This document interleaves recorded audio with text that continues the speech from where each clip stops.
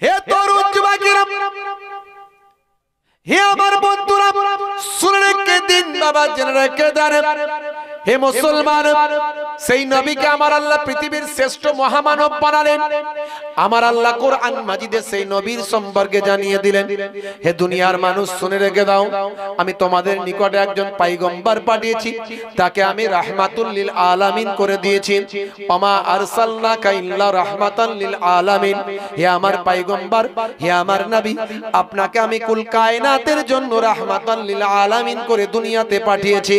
আমার আল্লাহ উম্মতে মুহাম্মাদের জন্য আবার বলছেন, শুনে রেখে দাও, হে দুনিয়ার মানুষ শুনে রেখে দাও, জেনে রেখে দাও, তোমাদের জন্য তোমাদের নবীর মধ্যে আমি আদর্শ দিয়েছি। শোনো, শুনে রেখে দাও, তোমাদের জন্য তোমাদের নবীর মধ্যে আছে উত্তম আদর্শ। লাকাদ কানা লাকুম ফি রাসূলিল্লাহি উসওয়াতুন হাসানাহ। তোমাদের জন্য তোমাদের নবীর মধ্যে আছে উত্তম আদর্শ। হে দুনিয়ার মানুষ, আতিউল্লাহ, তোমরা আমি আল্লাহ আমার ইতাআত করো, ওয়া আতিউর রাসূল, এবং রাসূলের ইতাআত করো, আমার এবং আমার রাসূলের গোলামিটা করো। আমি আল্লাহ আমার হুকুমটা মানে নামাজটা তোমরা পড়ো। আমি আল্লাহ আমার হুকুম মানে বছরে এক মাস রমজানের রোজাটা তোমরা রাখো। আমি আল্লাহ আমার হুকুম মানে তোমরা ঠিকঠাক যাকাতটা দাও। আমি আল্লাহ আমার নির্দেশনাগুলোকে পালন করো, এটা হলো আমার ইতাআত। আর আমার রাসূলের ইতাআত মানে আমার রাসূলের সুন্নতের ইতাআত। আমার নবী যে সুন্নতের কথা বলেছেন, সেই সুন্নতগুলোর ইতাআত করো। হে তরুণ যুবকেরা, হে আমার মুরব্বিয়ানেরা, রাসূল সুন্নত কি বলেছেন? রাসূল সুন্নত অনেক বলে দিয়েছেন বাবা। খাওয়ার ক্ষেত্রে সুন্নত, যখন তোমরা খাবে চেটে বুঝে খাবে, পেটটা তিনটে ভাগে ভাগ করবে, চেটে বুঝে খাবে।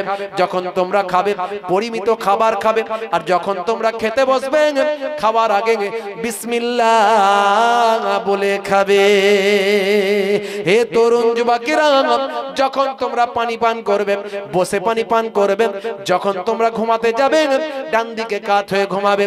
যখন তোমরা পায়ের পোশাকটা পরবে ডান দিক থেকে পোশাকটা পরবে। যখন তোমরা মাথার চুলটা আঁচড়াবে ডান দিক থেকে আঁচড়াবে। যখন তোমরা পায়ের পোশাকটা পরবে পায়ের গিরার নিচে যেন পুরুষদের পোশাকটা না যায়, এটা লক্ষ্য রাখবে।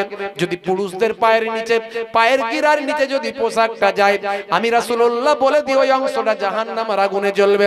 শুধু তাই নয় বাবা, হে মহিলারা, তোমরা পায়ের গিরার নিচে পর্যন্ত পোশাক পরবে। হে তরুণ যুবকেরা, আল্লাহর নবী বলেন, যখন তোমরা ইস্তিনজা করবে অবশ্যই পবিত্র হবে। আর যখন তোমরা পেচ্ছাপ করবে, ইস্তিনজা করবে, অবশ্যই বসে পেচ্ছাপ করবে। আল্লাহর নবী বলেন, কাশফুস সারি ওয়া হাফুল লাহিয়া, তোমরা গোপটা ছোট রাখবে আর দাড়িটা তোমরা বড় রাখবে। গোপের থেকে যেন তোমাদের দাড়ি বড় হয়। আল্লাহর নবী বলেন, পোশাকটা যখন পরবে নিসফুস সাত পরবে, তোমাদের হাঁটুর নিচে পর্যন্ত যেন পোশাকটা হয়। অনেক মানুষ দুটো সুন্নত মানে, চারটে মানে না। মানি না মানতে পারি না, সেটা আলাদা কথা, মানার চেষ্টা করব। কিন্তু দুটো চারটে সুন্নত নিয়ে সব বড়াই করে, এটা করো, এটা করো। সে নিজেই অনেক সুন্নত ফাঁকা, কিন্তু অন্যকে মেজাজ দেখায়, আছে না নাই? এগুলো ঠিক নয়। আপনি নিজে মানতে পারেননি, মানবেন আগামী দিন, কিন্তু অন্যজনকে আপনি মেজাজ দেখিয়ে বলতে পারেন না, কড়া মেজাজে বলতে পারেন না, মিষ্টি ব্যবহার দেখিয়ে বলুন। এটা আমার রাসূল জানিয়ে দিয়েছেন। এই যে মিষ্টি কথা বলাটাও, এটাও হলো সুন্নাত। এটা কি? এটাও হলো সুন্নাত। হে তরুণ যুবকেরা, হে আমার বন্ধুরা, শুনে রেখে দিন বাবা, জেনে রেখে দেন, আমার আল্লাহর কোরআন আর রাসূলের হাদিস আপনাকে পুঙ্খানুপুঙ্খভাবে ফলো করতে হবে। কাদের আলোকে ফলো করবেন? যারা আল্লাহর ওলি বান্দারা ফলো করেছেন যেমন তেমন ভাবে ফলো করবেন। মনে রাখবেন, আল্লাহর ওলি বান্দারা যেভাবে আল্লাহকে পেয়েছেন, আল্লাহর মাহবুব বান্দারা যেভাবে নবীকে পেয়েছেন, সেই তাদের আলোকে, তাদের দেখানো পথে যদি আপনি ফলো করেন, সেইভাবে যদি আল্লাহকে পান, সেইভাবে যদি নবীকে পান, ওই পথটা হলো আপনার জান্নাতের পথ। তাহলে এত বিভ্রান্ত আসবে না, এত রকমের ঝুট ঝামেলা আসবে না। এই যে মোবাইলে এত রকম ফিতনা ওয়াজ চলছে, ফিতনার বক্তা বের হচ্ছে, এই কথা বলবেন, এত ফিতনা ফাসাদের বক্তা বের হচ্ছে, কত রকমের কথা বলছে। বলছে হারাম, বলছে না? এই দাঁড়িয়ে কিয়াম করা হারাম বলছে না? হ্যাঁ, এক শ্রেণীর বক্তা এটাও বেরিয়েছে, বলছে মনে রাখবেন আমার আল্লাহ কোরআন মাজিদে জানিয়ে দিয়েছেন ইন্নাল্লাহা ওয়া মালাইকাতাহু ইউসাল্লুনা আলান নবী ইয়া আইয়ুহাল্লাযীনা আমানু সাল্লু আলাইহি ওয়া সাল্লিমু তাসলিমা। তোমাদের মাইক তো ঠিক আছে, ছাড়ো না তোমরা, তোমাদের জন্য আমার প্রবলেম হয়ে যাচ্ছে। এইখানে খুচুং খুচুং খুচুং খুচুং সেই প্রথম থেকে চালিয়ে যাচ্ছে, চুপচাপ থাকবে। আমার আল্লাহ কোরআন মাজিদে বলছেন ইয়া আইয়ুহাল্লাযীনা আমানু সাল্লু আলাইহি ওয়া সাল্লিমু তাসলিমা। প্রথমে আমার আল্লাহ কি বললেন কোরআন মাজিদ ইন্নাল্লাহা ওয়া মালাইকাতাহু ইউসাল্লুনা আলান নবী। নিশ্চয়, ইন্না মানে নিশ্চয়, আল্লাহ মানে আল্লাহ, নিশ্চয় আল্লাহ তাআলা, ওয়া মালাইকাতাহু এবং তার মালাইকা ফেরেশতারা, ইউসাল্লুনা আলান নবী নবীর উপর দরুদ পেশ করেন। নবীর উপর কি করেন? দরুদ পেশ করেন। ইয়া আইয়ুহাল্লাযীনা আমানু, হে বিশ্বাসী বান্দারা, ঈমানদারেরা, সাল্লু তোমরা দরুদ পেশ করো। কার উপর? নবীর উপর। কার উপর? নবীর উপর দরুদ পেশ করো। ওয়া সাল্লিমু এবং সালাম দাও। কি দাও? জোরে বলেন। সালাম দাও। তাসলিমা, আদবের সঙ্গে, সম্মানের সঙ্গে। এই জন্য যারা আউলিয়ায়ে কেরাম, তাসাউফপন্থী মানুষ, যারা ইলমে বাতিনির ইলম যাদের মধ্যে আছে, ইলমে মারিফাতের জ্ঞান যাদের মধ্যে আছে, দুনিয়াবি মৌলবীরা অত বুঝবে না এইসব ব্যাপারগুলো, এদের সে নলেজ নাই। কিন্তু যারা ইলমে মারিফাত, ইলমে তাসাউফের জ্ঞান আছে, ইলমে লাদুন্নির জ্ঞান আছে, তারা বলছে নবীকে সালাম দেওয়ার কথা আল্লাহ এত সুন্দর করে বলেছে, তো এই সালামটা আমরা বসে বসে দিলে কিরকম যেন হয়, শুয়ে শুয়ে দিলে যেন কিরকম হয়। তা আমরা এখান থেকে মানেটা, ব্যাখ্যাটা নেব, আমরা দাঁড়িয়ে দাঁড়িয়ে নবীকে সালাম দেব। জোরে হবে না? যদি বলেন দাঁড়ানোর দলিল আছে নাকি? নবীর যুগে কেউ দাঁড়াতো নাকি? অসংখ্য হাদিস আছে, আল্লাহর নবী যখন আসতেন সাহাবীরা দাঁড়িয়ে পড়তেন। যতক্ষণ রাসূল দাঁড়িয়ে থাকতেন সাহাবীরা দাঁড়িয়ে থাকতেন, কেউ বসার হিম্মত করতেন না। আবার রাসূল যখন বাড়ির মধ্যে ঢুকতেন তখন পর্যন্ত সাহাবীরা অপেক্ষা করে দাঁড়িয়ে থাকতেন। রাসূল ঢুকে গেছেন, হুজরায় চলে গেছেন, তারপর সাহাবীরা বসতেন। জোরে বলুন সুবহানাল্লাহ। দয়ার নবী গো, আমার ময়ার নবী গো, সব ছাড়িব কিন্তু তোমায় ছাড়তে পারি না। জোরে হবে না? আরে জোরে হবে না সুবহানাল্লাহ। এই আপনাদেরকে হুজুররা কি সুবহানাল্লাহ শেখায়নি নাকি? তাহলে জোরে সোরে আওয়াজ দিচ্ছেন না কেন? নাকি ঠান্ডায় জমে যাচ্ছেন, কষ্ট হচ্ছে? এই কষ্ট হচ্ছে আপনাদের? সবাই বলেন কষ্ট হচ্ছে? কারা কারা চান না হাত তুলে দেখান তো দেখি। চান না আপনারা? ঝোঁকে ঝোঁকে তুলে ফেলছে। এই মাত্র রাত্রি এখন 11টা বাজতে চললো, তাতেই ঝোঁকে ঝোঁকে তুলে ফেলছে। রাত্রি 3টের সময় হলে কি হবে তাহলে? কিছুক্ষণ পরই তো যা অবস্থা, মনে হচ্ছে ফার্স্ট গিয়ার ব্যাক গিয়ার দেবে। একবার first gear, back gear, third gear, fourth gear, আবার তুমি এলে, যাও যাও যখন যাও, এই তোমাদের জন্য গন্ডগোল।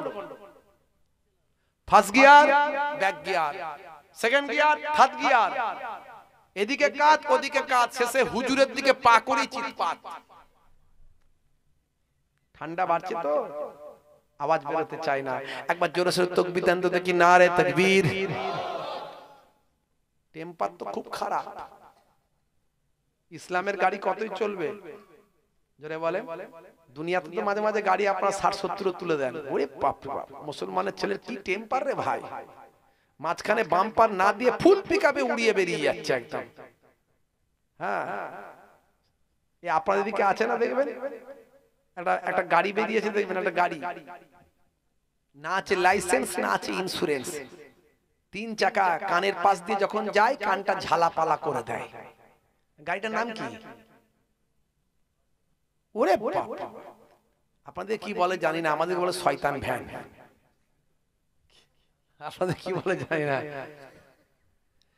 মুসলমানের ছেলে শুনে রাখুন, কানটা খুলে, একটা গাড়ি বেরিয়েছে ভাই, 3টে চাকা তার দেখতে পাই, না আছে লাইসেন্স, না আছে ইন্স্যুরেন্স, কানের কাছ দিয়ে যখন যায় কানটা ঝালাপালা করে দেয়। হে তরুণ যুবকের একটু শুনে রাখা চাই, তারা মাঝে মাঝে আবার লরির সঙ্গে পাঙ্গা নেয়, ফুল পিকআপে গাড়ি চালায়, এখানে ব্রেক মারলে সেখানে গিয়ে থামে ভাই। এমন সময় যদি বড় বাম্পার পড়ে আর লরিওয়ালা যদি হাওয়াই ব্রেকটা মারে, এমন সময় তাকে যদি রেসারেসি করে যদি এগোতে চায়, হঠাৎ যদি বাম্পারটা পায়, এখানে ব্রেক মারলে সেখানে গিয়ে থামতে চায়, পুরো খালে, সোজা খালে ঢুকিয়ে দিল। এই মুসলমানের কিছু ছেলে আছে দেখবেন, এদেরও টেম্পার ওই রকম, ব্রেক মারার জায়গা ঠিক নাই, ব্রেক মারতে পারে না, কিন্তু টেম্পার বিরাট আছে না নাই? টেম্পারটাকে কন্ট্রোল করতে গেলে আল্লাহওয়ালা মানুষদের পথে চলতে হবে। তার জন্য আপনার কি করতে হবে? আল্লাহর মাহবুব বান্দাদের সোহবতে থাকতে হবে, সেই কালচার গ্রহণ করতে হবে, ওলি আউলিয়াদের কালচারকে নিজের মধ্যে ঢোকাতে হবে, তবে আপনি নিজেকে কন্ট্রোল করতে পারবেন। হে তরুণ যুবকেরা, হে আমার বন্ধুরা, শুনে রেখে দিন বাবা, জেনে রেখে দেন হে মুসলমান, তাহলে সবচেয়ে আগে আমার আপনার ঈমানটা মজবুত করতে হবে। আগে আপনাকে আমাকে রোল নাম্বারটা ঠিক করতে হবে। রোল নাম্বার ফাঁকা, খাতা ভর্তি লেখা, খাতায় কিছু যতই লেখা হোক মাস্টার খাতা দেখবে না, কারণ রোল নাম্বার ফাঁকা। ভাই আমার দোস্ত আমার, উপরের লেভেলটা ভালো, ভিতরের ইঞ্জিনটা কালো। আমি বলি ওটা গোল্লায় গেল, মাল উপরে নোকিয়া, ভিতরে চাই না, হোয়াটসঅ্যাপ করা যায় না, বন্ধুর সঙ্গে বন্ধুর যোগাযোগটা হয় না। হে তরুণ যুবকেরা, হে আমার বন্ধুরা, শুনে রেখে দেন, আপনাকে আগে আপনার সিম কার্ডটা ঠিক করতে হবে। মোবাইলটা শুধু কিনলেই হবে না, যত টাকা দামি মোবাইল কেনেন না কেন, সিম কার্ড যদি হয় ফাঁকা, ওই মোবাইলটা শুধু লাগানো হবে টাকা, কাজে কিছু লাগবে না। হে তরুণ যুবকেরা, সিম কার্ড ছাড়া যেমন মোবাইলের কাজ হয় না, সিম কার্ড ছাড়া যেমন মোবাইল কোনো কাজে লাগবে না, হে তরুণ যুবকেরা, হে আমার বন্ধুরা, শুনে রেখে দেন, রোল নাম্বার ছাড়া তেমন খাতায় লেখা কোনো কাজে লাগবে না। রোল নাম্বার ছাড়া যতই খাতায় লেখেন কাজে কিছু লাগবে না। সিম কার্ড ছাড়া যেমন মোবাইলটা কোনো কাজে লাগবে না, আপনারা আমার ঈমান ছাড়া আপনারা আমার কোনো আমল কাজ করবে না। তাহলে ঈমান ছাড়া আমল কোনো কাজে লাগবে না বাবা। এ তরুণ যুবকেরা, হে আমার বন্ধুরা, শুনে রেখে দিন বাবা, জেনে রেখে দিন বাবা, হে মুসলমান, আপনারা আমার প্রথমে সিম কার্ডটা লাগাতে হবে। আপনারা আমার এই শরীরটা মনে করুন অ্যান্ড্রয়েড বডি, এই অ্যান্ড্রয়েড বডিতে আপনার সিম কার্ড লাগাতে হবে। এই সিম কার্ডটা আর অন্য কিছু নয়, এই সিম কার্ডটার নাম হলো ঈমান। জোরে হবে না? আর জোরে হবে না? ঈমানের সিম কার্ডটা আগে লাগাতে হবে। আগে মোবাইলে সিম কার্ড না লাগালে হোয়াটসঅ্যাপ হবে, ফেসবুক হবে, ইমেল জিমেল কিছু করা যাবে, আগে সিম কার্ড লাগাতে হবে। সিম কার্ড ছাড়া মোবাইল কোনো কাজে লাগবে না, তেমন আপনার আমার ঈমান ছাড়া অ্যান্ড্রয়েড বডির কোনো কাজ হবে না। আপনার আমার ঈমান প্রথমে ঈমানটাকে সেটিং করতে হবে, তারপরে আমল দিয়ে রিচার্জ করতে হবে। আমল দিয়ে রিচার্জ করে আপনি বিভিন্ন অ্যাপগুলোকে ডাউনলোড করবেন। একটা অ্যাপের নাম হলো নামাজ, আর একটা অ্যাপের নাম হলো রোজা, আর একটা অ্যাপের নাম হলো হজ, আর একটা অ্যাপের নাম হলো যাকাত, আর একটা অ্যাপের নাম হলো জিকির। এইভাবে অসংখ্য অ্যাপ আপনি ডাউনলোড করে নিন আপনার ভিতরে। মনে রাখবেন, এখানে যেমন হোয়াটসঅ্যাপের মধ্যে দিয়ে বন্ধুর সঙ্গে বন্ধুর যোগাযোগ হয়, ইমোর মধ্যে দিয়ে ভিডিও কলে দেখে দেখে চাচার সঙ্গে ভাইপোর কথা হয়, মেয়ের সঙ্গে মায়ের ভিডিও কলে ইমোর মধ্যে দিয়ে কথা হয়, তেমন আপনি নামাজের অ্যাপটা যদি অ্যান্ড্রয়েড বডিতে লোড করতে পারেন, আল্লাহর সঙ্গে বান্দার দেখে দেখে কথা হবে। জোরে হবে না? হে তরুণ যুবকেরা, হে আমার বন্ধুরা, শুনে রেখে দিন বাবা, জেনে রেখে দেন হে মুসলমান, আপনাকে আমাকে আল্লাহর নির্দেশনাগুলো প্রথম মানতে হবে। আল্লাহর নির্দেশনা মানা বা আমার ঈমানকে মজবুত করা, অর্থাৎ আল্লাহর প্রতি বিশ্বাস করা। আল্লাহর প্রতি শুধু বিশ্বাস মুখে করলে হবে না, কার্যে পরিণত করতে হবে। তার মানে আল্লাহর নির্দেশনাগুলোকে মানতে হবে। 2 নাম্বার, রাসূলকে ভালোবাসতে হবে। রাসূলকে শুধু মুখে ভালোবাসলে হবে না, রাসূলের নির্দেশনা সুন্নতকে কার্যে পরিণত করতে হবে। রাসূলের সুন্নতকে আপনাকে আমাকে মেনে চলতে হবে। হে তরুণ যুবকেরা, 3 নাম্বার হলো মুসলমান। আপনাকে আমাকে 3 নাম্বার যেটা, সেটা হলো আল্লাহ এবং রাসূলকে যারা ফলো করেছেন সেই আল্লাহ মাহবুব বান্দা ওলি বান্দাদের ফলো করতে হবে। হে তরুণ যুবকেরা, অনেক আলেম, অনেক মাওলানা, অনেক বক্তা অনেক কথা বলবে বাবা, কিন্তু মনে রাখবেন আল্লাহ এবং রাসূলকে মানব যেমন আল্লাহর ওলি বান্দারা যেমন মেনেছে। যদি এই 3টে পথ মেনে চলতে পারেন, কটা পথ? 3টে। কটা কথা? 3টে কথা। এই 3টে কথা যদি মেনে চলতে পারেন, এই 3টে কথা যদি আপনি ভিতরে অন্তরে ভালো করে ঢোকাতে পারেন, জীবনে আপনার আর কোনো ওয়াজ শোনা লাগবে না, কোনো ওয়াজ শোনা লাগবে না। আপনি ওয়াজের মূল জিনিসটা ঢুকিয়ে নিয়েছেন ভিতরে। 1 নাম্বার আল্লাহকে পরিপূর্ণভাবে বিশ্বাস এবং মানা। 2 নাম্বার রাসূলকে পরিপূর্ণ বিশ্বাস ভালোবাসা মানা। আর 3 নাম্বার মানবটা কেমন ভাবে? যেমন আল্লাহর ওলিরা মেনে গেছে তেমন ভাবে। অর্থাৎ মানবেন তো মানবেন খাজা গরিব নামাজের মতো মানুন। খাজা গরিব নামাজ মাইনুদ্দিন চিশতি আজমিরি সঞ্জারি রহমাতুল্লাহ আলাইহি যেমন মানতে বলেছেন তেমন মানুন। গাউসে আজম বাবা বড় পীর আব্দুল কাদের জিলানী আল বাগদাদি যেমন মানতে বলেছেন তেমন মানুন। তিনি যেমন মেনে গেছেন তেমন আল্লাহ রাসূলকে মানুন। হযরতে নিজামউদ্দিন আউলিয়া যেমন নিজে মেনেছেন মানতে বলেছেন তেমন মানুন।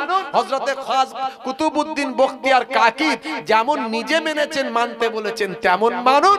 যেমন ফুরফুরা শরীফ মুজাদ্দিদুজ জামান পীর আবু বকর সিদ্দিক রাহমাতুল্লাহ যেমন মানতে বলেছেন তেমন মানুন। যেমন বেরলভীদের হযরত ভাই আমার হযরত আহমদ রেজা খান রাহমাতুল্লাহ আলাইহি আলা হযরত হুজুর যেমন মানতে বলেছেন তেমন মানুন। এইভাবে যদি মানতে পারেন, দুনিয়াতেও কামিয়াবি পাবেন, আখিরাতেও কামিয়াবি পাবেন। আর এদের জন্য আমার আল্লাহ ঘোষণা করেছেন, ইন্নাল্লাযীনা আমানু ওয়া আমিলুস সালিহাত কানাত লাহুম জান্নাতুল ফিরদাউসে নুজুলা। ওই সমস্ত আমার বান্দা বান্দীরা যারা ঈমানটা এনেছে, সেই মতো আমলটা করেছে, তাদের জন্য আমি আল্লাহ ঘোষণা করি, আমি আমার দয়ার জান্নাত জান্নাতুল ফিরদাউস দিয়ে দিলাম। জোরে হবে না? আর জোরে হবে না? তোমার বুকে রাখো আল্লাহরই ভয়, আসবে না কোনো দিন কোনো পরাজয়, আসবে না কোনো দিন কোনো পরাজয়। হারাম হালাল জেনে সরল সত্য মেনে নিষিদ্ধ সব ছেড়ে উঠুক জীবন বেড়ে যাবে তুমি জান্নাতে যা ছিল স্বপ্ন তোমার। তোমার বুকে রাখো আল্লাহরই ভয়, আসবে না কোনো দিন কোনো পরাজয়, আসবে না কোনো দিন কোনো পরাজয়। আল্লাহুম্মা সাল্লি আলা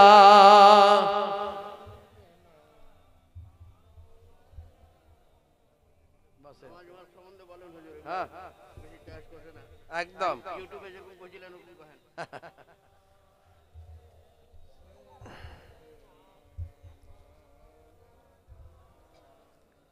কিন্তু মুসলমানের ছেলেরা হয়ে গেছে উল্টো।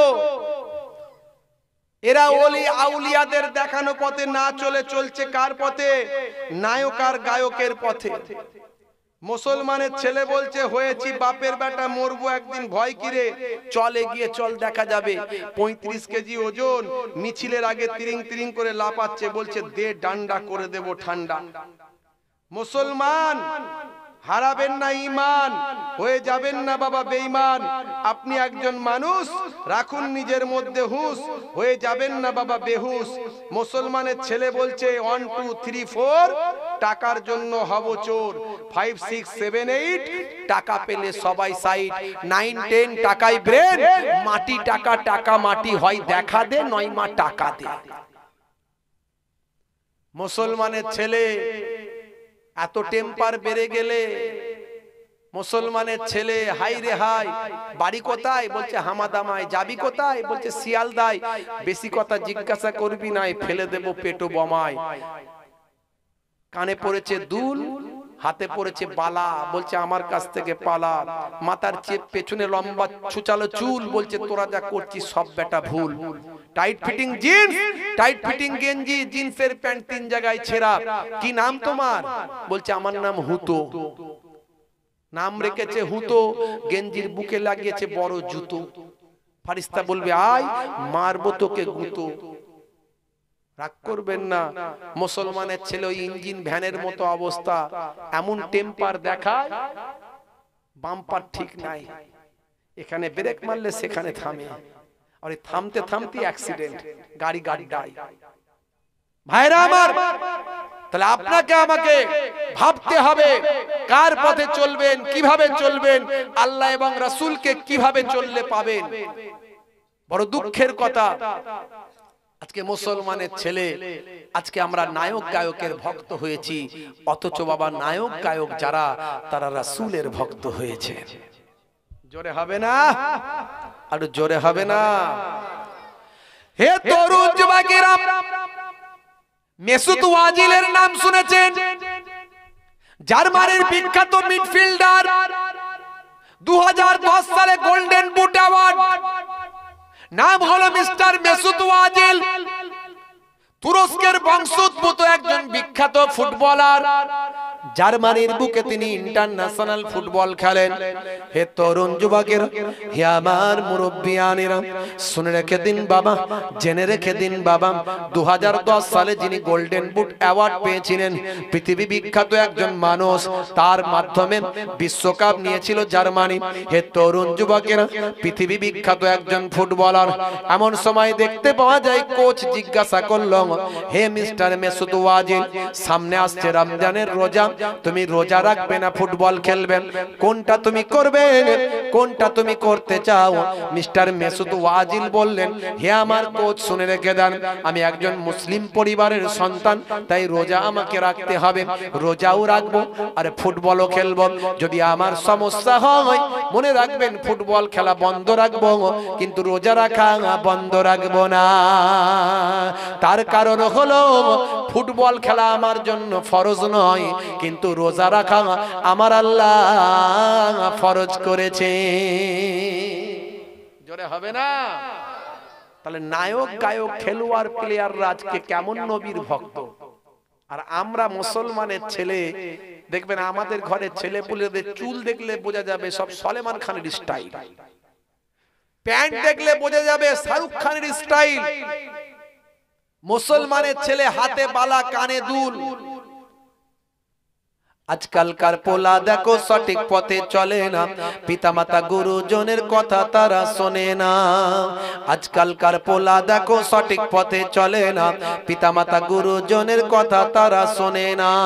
চুলগুলো ছোট ছোট, প্যান্ট শার্ট আটো সাটো, সুজোরা পায়ে দিয়ে, পেছনে ব্যাগ নিয়ে, লাল লাল জুতো পায়ে, চোখে কালো চশমা, দুই চোখ মেলে খোঁজের বেদের মেয়ে জোসনা, গায়ে হাতে ট্যাটু আঁকা, হেঁটে চলে আঁকা বাঁকা, কাছে গেলে দেখা যায় পুত্র ছেলে না, কাছে গেলে দেখা যায় পুত্র ছেলে না।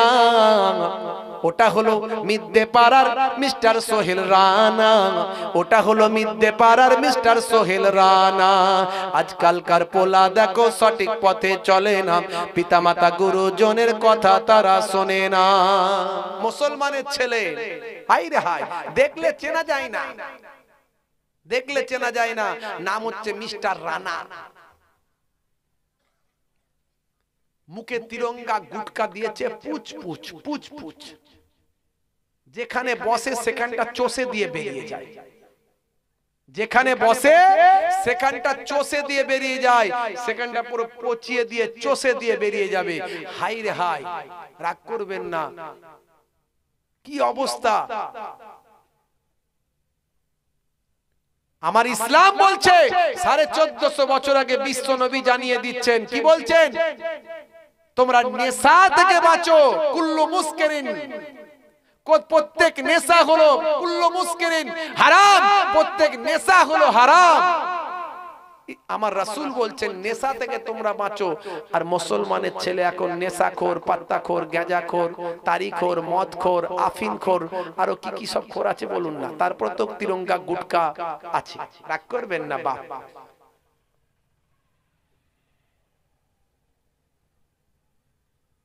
অনেক ভাইরা আছে সিগারেট বিড়ি না খেলে তাদের বাথরুম পরিষ্কার হয় না, পেট ক্লিয়ার হয় না, আছে না নাই? হ্যাঁ বাবু, ওয়াজ যা হলো না, পাতা ঝরিয়ে দিল, লাল পানিটা লাল বাতির টান মারছে, ছু করে ফু করে, ওরে সর্বনাশ। কি রে ভাই, আমরা মুসলমান, আমরা নবীর উম্মত, আমরা কেন কন্ট্রোল করতে পারবো না নিজেদেরকে? আস্তে আস্তে ছাড়ার চেষ্টা করুন। মদ খাই, মদ। মুসলমানের ছেলে মিলাদুন নবীতে যায়, ঈদের দিনে ফাঁস কাতারে দাঁড়ায়, আবার রাত্রে 9টা বাজলে সোপের সামনে লাইন দিয়ে বলে কালিয়া চকে গিয়ে হাতটা গলিয়ে দিয়ে মুখটা চাপা দিয়ে বলে কাকা একটা লাল পানির বোতল চাই। চানাচুর ভাজা দিয়ে মুরগির কষা দিয়ে যখন খায় তখন আবার ফতোয়াবাজি করে বলে, হুজুররা বলে জানিস না গোপটা তুলে খেতে হয়। খাচ্ছে মদ, বলছে গোপ তুলে খা। মুসলমান চলতে হবে রাসূলের দেখানো পথে, আউলিয়ায়ে কেরামদের দেখানো পথে, অথচ আমরা চলছি নায়ক আর গায়কের পথে। আমার বলার উদ্দেশ্য এটা, একটু ভাববেন। আজকে পৃথিবী বিখ্যাত বড় বড় ওয়াথার পণ্ডিতেরা বিশ্ব নবীর শিষ্য, আজকে রাসূলের সুন্নতের উপর তারা চলছে। আমার নবীকে আল্লাহ কি মর্যাদা দিয়েছেন, কি সম্মান দিয়েছেন। আপনি গুগলে গিয়ে লিখুন, সার্চ করুন, who is the greatest person in the world. সারা পৃথিবীতে কোটি কোটি মহাপুরুষ মানুষ এসেছে। হে গুগল, তুমি তো সব প্রশ্নের উত্তর দিয়েছো। ফিজিক্স দিয়েছো, কেমিস্ট্রি দিয়েছো, ইকোনমিক্স দিয়েছো, ম্যাথমেটিক্স দিয়েছো, হিস্ট্রি দিয়েছো, জিওগ্রাফি দিয়েছো, জিকে দিয়েছো, হাদিস দিয়েছো, তাফসীর দিয়েছো। তোমার খাতায় পৃথিবীর শ্রেষ্ঠ মহামানবের নাম কি? গুগল আপনাকে আনসার দেবে, greatest person in the world of prophet মুহাম্মাদুর রাসূলুল্লাহ সাল্লাল্লাহু আলাইহি ওয়াসাল্লাম। বাপজি আমার, তাহলে সেই নবীর দেখানো পথে আপনাকে আমাকে চলতে হবে। সেই নবী যেভাবে আপনাকে আমাকে চলতে বলেছেন চলতে হবে। হে তরুণ যুবকেরা, হে আমার বন্ধুরা, শুনে রেখে দিন বাবা, জেনে রেখে দেন হে মুসলমান, বিশ্বনবী আপনাকে আমাকে যা শেখালেন বাবা, আজকে বিজ্ঞান আর বাস্তবতায় প্রমাণিত হয়ে গেল। আমার আল্লাহ কোরআন মাজিদে যা শেখালেন বাবা, সেটা আজকে বিজ্ঞান আর বাস্তবতায় প্রমাণিত হয়ে গেল। নামাজ নিয়ে গবেষণা করলাম, নামাজের মধ্যে বিজ্ঞান পাওয়া গেল। পৃথিবী বিখ্যাত মানুষগুলো সব পণ্ডিতেরা নামাজের প্রশংসা করলাম। রোজাকে নিয়ে গবেষণা করলাম, রোজা মানে খ্রিস্টানেরা বলে ফাস্টিং, হিন্দু ভাইয়েরা বলে উপবাস।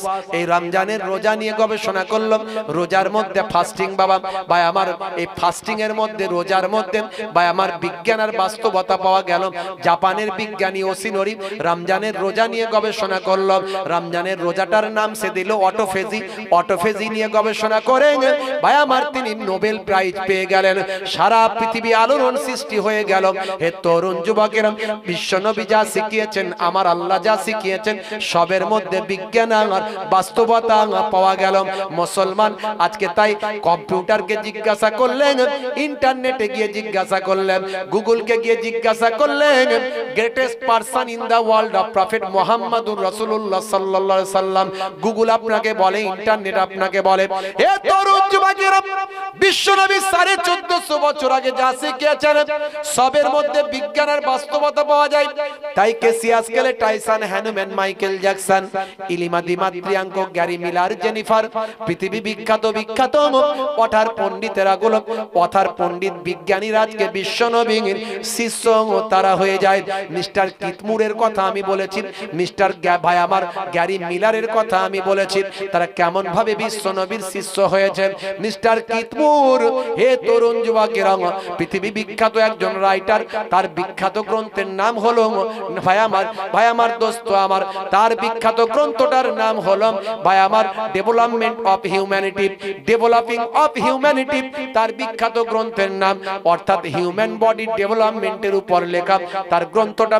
দীর্ঘদিন ধরে তিনি মাতৃগর্ভে সন্তান কেমন ভাবে তৈরি হচ্ছে, সন্তানের বিভিন্ন অর্গানগুলো কিভাবে বড় হচ্ছে, সন্তানের কিভাবে অর্গান তৈরি হচ্ছে, হে তরুণ যুবকেরা, এর উপর তিনি গবেষণা করেছেন।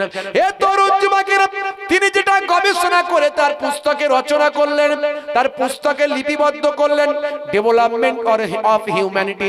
এই গ্রন্থ সারা পৃথিবীতে আজকে সমাদৃত হলো। অথচ তিনি গবেষণা করে যখন বিজ্ঞানীদের মাঝখানে তার গ্রন্থের কথা পেশ করলেন, বিজ্ঞানীরা অবাক হয়ে বলল, আজকে আপনি যেটা তথ্যটা দিচ্ছেন সেটা আমরা 1450 বছর আগে আল্লাহর কোরআনে পেয়েছি। জোরে হবে না? বন্ধুরা আমার, তরুণ যুবকেরা আমার আল্লাহর বাণী, আল্লাহর কথা আজকের যুগে বিজ্ঞানের বাস্তবতায় প্রমাণিত। আর আমার রাসূলের বাণী, রাসূলের কথা আজকের যুগে বিজ্ঞানের বাস্তবতায় প্রমাণিত। তো সেই রাসূলের কথা, আল্লাহর কথা আমাদের গ্রহণ করতে হবে ওলি আউলিয়ারা যেমন ভাবে গ্রহণ করেছেন। হে তরুণ যুবকেরা, এবার বিশ্বনবীর কথা শুনুন। বিশ্বনবী আমাদের যে সুন্নত শিখিয়েছেন, সেই সুন্নতের মধ্যে কেমন বিজ্ঞান আছে, কেমন সায়েন্স আছে। সারা পৃথিবী আজকে তোলপাড় কেন? এশিয়াটিক সোসাইটি থেকে ন্যাশনাল লাইব্রেরি, অক্সফোর্ড থেকে নাসা, সারা বিশ্বে আজকে আমার আপনার বিশ্ব নবীকে নিয়ে সবার আশা। সারা পৃথিবীর মানুষ আজকে আপনার আমার নবীকে নিয়ে গবেষণা করেন। মিস্টার জো বাইডেন যখন তিনি রাজত্ব পেলেন বা আমার আমেরিকা যুক্তরাষ্ট্রের বা আবার প্রেসিডেন্টের দায়িত্ব নিলেন, তখনই তিনি দায়িত্ব নিয়ে আপনার আমার নবীর নাম উচ্চারণ করেছেন।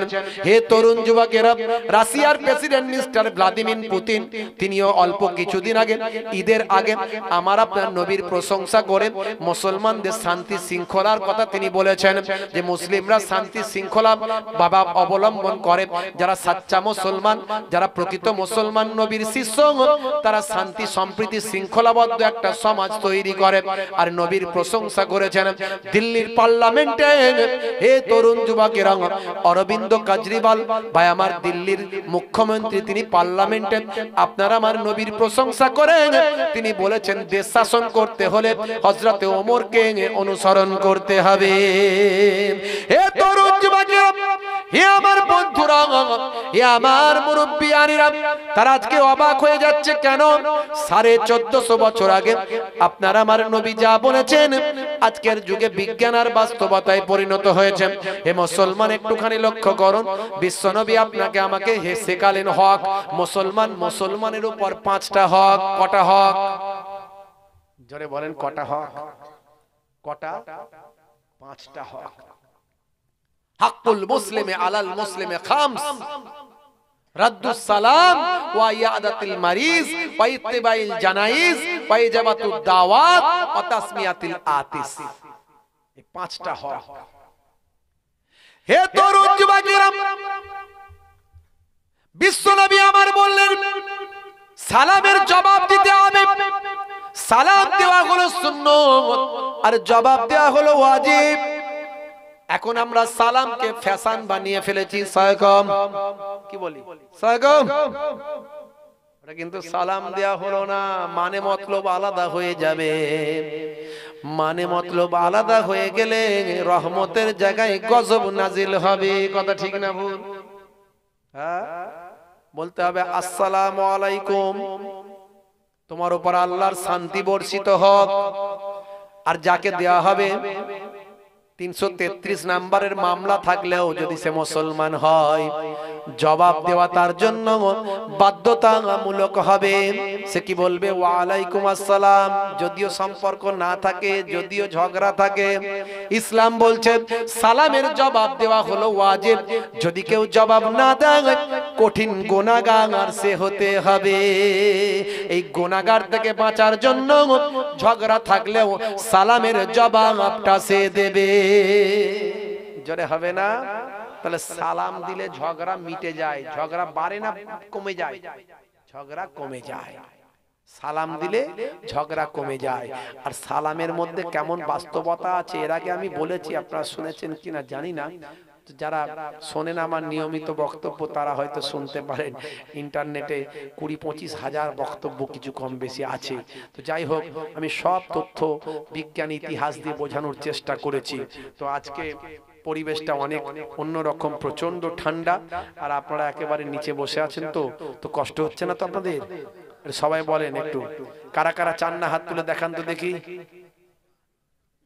চান তো সবাই, মাশাআল্লাহ ভাইরা আমার। তো যাই হোক, একবার তাকবীরের ধ্বনি দেন তো দেখি, নারে তাকবীর। পেছন দিক থেকে আমার ভাইরা জোরে তাকবীর হবে না? নারে তাকবীর। এই হলো টেম্পার। ইসলামের গাড়ি কত যাবে? 100। কত যাবে? 100 এ যাবে। কতই চলবে? আপনারা তো রাস্তায় গাড়ি চালিয়েছেন 60, 70, 80, তো 100 এ চলবে ইসলামের গাড়ি। তো আমি আপনি চালাচ্ছি কতই? 40। বলে হুজুর ঠান্ডা তো প্রচুর, আওয়াজ দিতে পাচ্ছি না। একটু জোরে সোরে হবে না? একটু জবান খুলে আল্লাহর নামে স্লোগান দিলে আল্লাহ বলছেন লাব্বাইক ইয়া আবদি, হে আমার বান্দা আমি হাজির। হে যুবকেরা, একটু জোরে সোরে আওয়াজ দিয়ে 100 গাড়ি তুলতে পারবে? এই গোশ খান, আপনারা গোশ খান? সত্যি খান তো? চর্বিওয়ালা না চর্বি ছাড়া? চর্বিওয়ালা খান। তো চর্বিওয়ালা গোশ খাবেন আর চর্বিওয়ালা জোশ দেখাবেন। তো জোশটা কোথায়?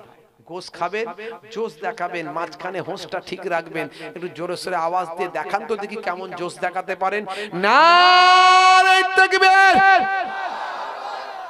অনেক মানুষ দেয়নি আওয়াজ, বলছে হুজুর খেপেছে খেপুক, আর সামনের গুলো খেপেছে খেপুক। আমরা খেপবো না, আমরা চালাক। আচ্ছা, স্লোগান কি আমার হচ্ছে না আমার বাপ দাদু নানার হচ্ছে? স্লোগান কার? জোরে বলেন কার? তাহলে আল্লাহ স্লোগান দিলে সওয়াব হবে না গুনাহ হবে? তাহলে একটু যদি আওয়াজটা গলা ছেড়ে দিতে পারি, অসুবিধা কিছু আছে? আরেকবার ট্রাই করব, একবার হবে জোরে সোরে? নারে তাকবীর। মাত্র 60 এ উঠেছে গাড়ি, 60। 100 তো বহুত দূর কি বাত হয়, অনেক দূরের ব্যাপার। কি গো, এখানকার ছেলেদের আওয়াজ কেন নাই? না আমাকে রোগা পাতলা মানুষ বলে পছন্দ হয়নি? কোনটা পছন্দ হয়নি নাকি? আর যদি পছন্দ হয় তাহলে একটু জোরে আওয়াজ দেন না। হবে আরেকবার লাস্ট চান্স দেব, দেখি একবার জোরে দেন তো দেখি।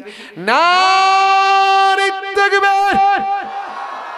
আল কোরআনের আলো, আল হাদিসের আলো, টিভি সিডির আলো। এই ঠিকঠাক শুনছেন তো আপনারা? নাকি ওই হ্যাঁ হুজুরের দল?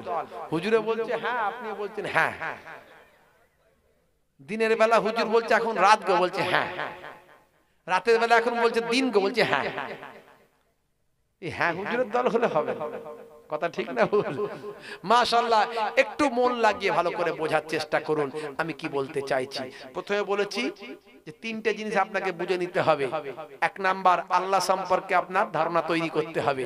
2 নাম্বার, রাসূল সম্পর্কে ধারণা তৈরি করতে হবে। আর 3 নাম্বার, আল্লাহ এবং রাসূলকে পাওয়ার জন্য পথটা ঠিক করতে হবে। কার পথে হাঁটবেন, কোন পথ দিয়ে যাবেন। কত রকমের দল বেরিয়েছে। একদল বলছে ওলি মানতে হবে না, একদল বলছে নবী আমাদের বড় ভাই, একদল বলছে নবী আমাদের মতো মানুষ, আর একদল বলছে কিয়াম করা চলবে না, আর একদল বলছে মিলাদ করা চলবে না, আর একদল বলছে ওরে বাপ রে, কত রকমের ফিতনা। মনে রাখবেন, আমি আপনি যে দলই হন না কেন আমার কোনো আপত্তি নাই, কিন্তু দলটা যেন আল্লাহর ওলিদের দলে হয়। জোরে বলুন সুবহানাল্লাহ।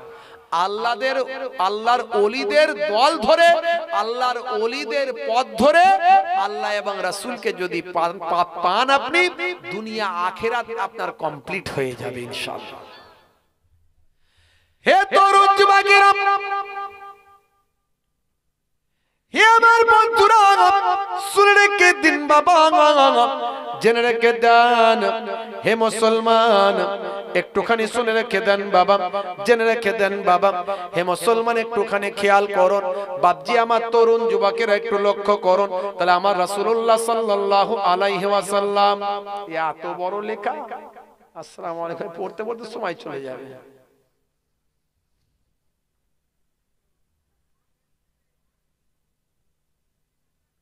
এগুলো কোনো প্রশ্ন হলো নাকি?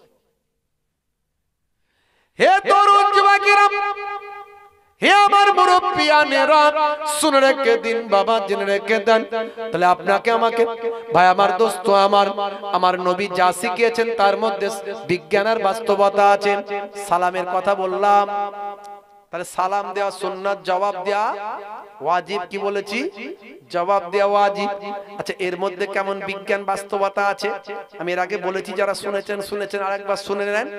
মনে রাখুন, ইংরেজরা কি বলে? Good morning, good evening, good afternoon, good নুন, গুড নাইট। কোনটা ব্যাড কিছু বলে? ব্যাড নাইট, ব্যাড ইভিনিং, হ্যাঁ, ব্যাড মর্নিং, সব গুড। ওদের সব ভালো, কোনো খারাপ কিছু নাই। তাতে আপনার যা অসুবিধা হয় হোক। এখন রাতের বেলা যদি কারো 35 বার পাতলা পায়খানা হয়েছে, তাকে ফোন করে বলছে গুড নাইট, তা কেমন হবে?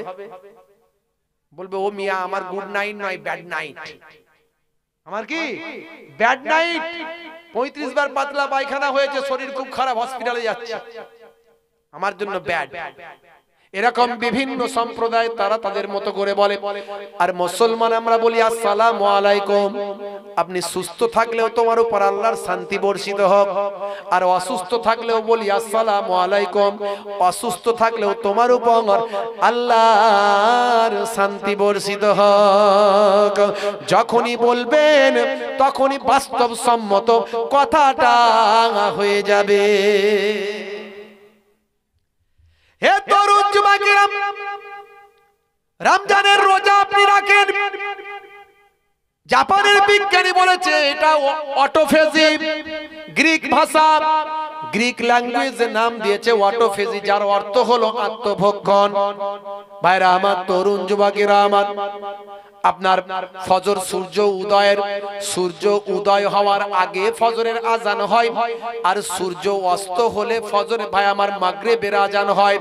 এর নির্দিষ্ট সময় আছে। আজান আপনার যে সূর্য উদয় আর অস্তের সময়সূচি তৈরি করা হয়, কখন সূর্য উদয় হচ্ছে, কখন অস্ত যাচ্ছে, এই অস্ত যাওয়ার সঙ্গে সঙ্গে আজানটা হয়, এটা হলো মাগরিবের আজান। এই মাগরিবের আজানের পরে আজান যখনই দেবে আল্লাহর পক্ষ থেকে, তার মানে নির্দেশ দেওয়া হলো, তার মানে সূর্য ডুবে গেছে। সূর্য ডুবে গেছে মানে আপনার মাগরিবের সময় হয়ে গেছে। আজান দেওয়া মানে আল্লাহর পক্ষ থেকে সিগন্যাল দেওয়া হলো, এবার তুমি রমজানের রোজাটা তুমি ভাঙো, এবার তুমি ইফতার করো। হে তরুণ যুবকেরা, এই 15 ঘন্টা 16 ঘন্টা বাবা আপনাকে রোজা রেখে কাটাতে হয়।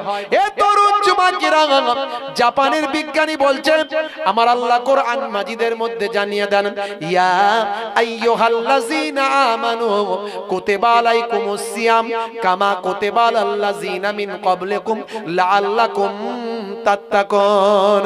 হে বিশ্বাসী বান্দারা, তোমাদের উপর রমজানের রোজা ফরজ করা হলো, যেমন তোমাদের পূর্ববর্তীদের উপর ফরজ করা হয়েছিল, যাতে তোমরা তাকওয়াওয়ালা মুত্তাকি বান্দা হতে পারো।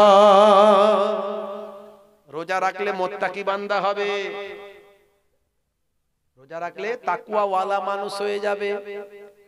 আচ্ছা বলুন তো দেখি, কেউ যদি রোজা রেখে লুকিয়ে লুকিয়ে ঘরে গিয়ে খাবার খেয়ে নাই, বাইরে বলে রোজা রেখেছি, তাহলে লোকে কি তাকে মারবে? না বুঝতে পারবে? কেউ বুঝতে পারবে না, কথা ঠিক না ভুল? কিন্তু বুঝতে পারবে কে? জোরে বলেন। দরওয়াজে বন্ধ করকে গুনাহ কিউ করতা है, दरवाजे बंद करके गुनाह क्यों करता है, तन्हाई में देखने वाला अल्लाह है। जोरे হবে না? কে দেখছে? আল্লাহ দেখতে পাচ্ছে। তাহলে এই যে আল্লাহ দেখতে পাচ্ছে মনে করে আপনি সামান্য কিছু খাবারও পেটে ঢুকাচ্ছেন না, এটা হলো আপনার পরিচয় যে আপনি একজন তাকওয়াওয়ালা মানুষ। তখন একজন তাকওয়াওয়ালা মানুষ। হে তরুণ যুবকেরা, হে আমার বন্ধুরা, জাপানের বিজ্ঞানী ওশিনোরি দীর্ঘদিন ধরে গবেষণা করলেন। গবেষণা করে বলেন এই 15 ঘন্টা 16 ঘন্টা শুকিয়ে থাকার কারণে আমাদের শরীরের নির্জীব কোষ আর সজীব কোষ আছে। সজীব কোষগুলো খাবার চায়, খাবার দাও, খাবার দাও, খাবার দাও। আর নির্জীব নিষ্ক্রিয় কোষগুলো শরীরের বোঝা হয়ে আমাদের ভিতরে ঢুকে আছে। হে তরুণ যুবকেরা, হে আমার বন্ধুরা, শুনে রেখে দিন বাবা, জেনে রেখে দিন বাবা, দীর্ঘ সময় ধরে যখন এই সজীব কোষগুলো খাবার চায়, আমরা যখন শুকিয়ে থেকে খাবার না দিই, তখন তারা বাধ্য হয়ে আমাদের শরীরের ভিতরের নির্জীব আর নিষ্ক্রিয় কোষগুলোকে তারা খেয়ে ফেলে। এই নির্জীব আর নিষ্ক্রিয় কোষগুলোকে খেয়ে ফেলার কারণে আমাদের শরীরটা আবার আগের থেকে বেশি পুনরায় সজীব, সক্রিয় এবং শক্তিশালী হয়ে যায় এবং ক্যান্সারের মতো ভাইটাল ভাইটাল বাবা ভয়ঙ্কর ভয়ঙ্কর ভয়ঙ্কর জীবাণুগুলো নষ্ট হয়ে যায়। রমজানের রোজা রাখার ফলে আপনার আমার স্বাস্থ্যের উপকার আল্লাহ দিয়েছে। আমার নবী যা শিখিয়েছেন, আল্লাহ যা শিখিয়েছেন, সবের মধ্যে বিজ্ঞানের বাস্তবতা আছে। কিন্তু দুর্ভাগ্য আমরা মুসলমান ঠিক মতো নিতে পারিনি আর জানি না, নিতে পারি না আর জানি না। মালদার দিকের মানুষ অনেক ধার্মিক, তুলনামূলক অনেক ধার্মিক, অনেক বড় বড় মসজিদ এখানে, কথা ঠিক না? আপনাদের মসজিদটাও নিশ্চয়ই বড়। আমি যত এখানে মালদা এলাকায় প্রচুর জলসা করেছি, এখনো সময় বেশি পাই না, আসতে পারি না। আপনারা জানেন যে আমি একটা হাই সেকেন্ডারি স্কুলে শিক্ষকতার কাজে যুক্ত। দিনের বেলা চাকরিজীবী মানুষ, রাতের বেলা জলসা, বুঝতে পারছেন? তারপরে আবার এই ওয়েস্ট বেঙ্গলের বাইরে এমন কোন রাজ্য নাই যে আমি যাইনি, আল্লাহ নিয়ে গেছেন। বাংলাদেশ, বুঝতে পারছেন, একেবারে বাংলাদেশেও গিয়ে আমাকে থাকতে হয়। তো এই চাকরিজীবী মানুষ হিসাবে বিভিন্ন জায়গায় আমাকে যেতে অসুবিধা হয়, তারপরেও আমাকে যেতে হয়। আপনাদের দোয়ায়, আপনাদের 5 জনের দোয়ায়, নানাদের দোয়ায়। ভাইরা আমার, 22 বছর ধরে জলসার লাইনে মানুষের ডাকে সাড়া দিয়ে চলছি। 14 বছর ধরে হাই সেকেন্ডারি স্কুলে শিক্ষকতার কাজে যুক্ত আছি। ভাবছি আমার পড়াশোনা একটু করেছিলাম, আল্লাহ যেটুকু করিয়েছিলেন, title MA, master degree, B Ed. তারপরে ওয়েস্ট বেঙ্গলে আমাদের ইস্টার্ন জোনে 3rd হলাম। তো আমার নানাবাড়ি এলাকায় এই হাই স্কুলটা নিলাম। ওখানে কতদিন পারবো জানি না, মানুষের চাপ প্রচুর আর আমারও সমস্যা হয়। তো অনেক প্রোগ্রাম আমি নিতে পারি না। মালদায় অনেক প্রোগ্রাম আছে, আমার অনেক প্রোগ্রাম আছে, কিন্তু আমি নিতে পারি না। মালদা, মুর্শিদাবাদ, দিনাজপুর, এদিকে জলপাইগুড়ি, আলিপুরদুয়ার নিতে পারি না, খুব কম বাছাই করা। সব 2 বছর 3 বছর আগে থেকে সব লেখানো থাকে, বা একটা আছে, দুটো আছে, আর একটা হয়ে গেল পাশাপাশি, তখন নিয়ে ফেললাম, এরকম করতে হয়। তো ভাইরা আমার, একটুখানি ছোট করে আপনাদের বোঝানোর চেষ্টা করব, একটু বোঝার চেষ্টা করুন। আমি আপনাদের কাছে প্রথমে একটা কথা বলেছি, কোম্পানি যখন কোনো প্রোডাক্ট মার্কেটে লঞ্চ করে, সঙ্গে একটা পুস্তিকা দেয়। আমার আল্লাহ মানুষ নামক প্রোডাক্টটা লঞ্চ করেছেন যখন থেকে, তখন থেকেই পুস্তিকা দিচ্ছেন। ঈসা নবীর কাছে ইনজিল, মুসা নবীর কাছে তাওরাত, দাউদ নবীর কাছে জাব্বুর, এরকম প্রত্যেক নবীর কাছে সহিফা, আর আমার আপনার নবীর কাছে দিয়েছেন আল কোরআন। জোরে হবে না? যদি আগুন লেগে ধ্বংস হয়ে যায়, ধ্বংস হয়ে যায় পৃথিবীর সব বইয়ের দোকান, তবু বিশ্ব থেকে হারাবে না পবিত্র কোরআন। জোরে হবে না? করবে কেমন করে কোরআন ধ্বংস আগুনের তেজ, করবে কেমন করে কোরআন ধ্বংস আগুনের তেজ। আছে বিশ্বে ভরা অগণিত কোরআনে হাফেজ, তারা ছাপি আসমানি গ্রন্থ, তারা ছাপি আসমানি গ্রন্থ, বাঁচাবে ইসলামের সম্মান, তবু বিশ্ব থেকে হারাবে না পবিত্র কোরআন। হ্যাঁ, তোমাদের এই কথা শুনবো না আমি ওয়াজ করব? এত লেখা যদি আসে কি করে কি হবে? এই পড়তে পড়তে তো সময় চলে যাবে। দরুদ শরীফ, আল্লাহুম্মা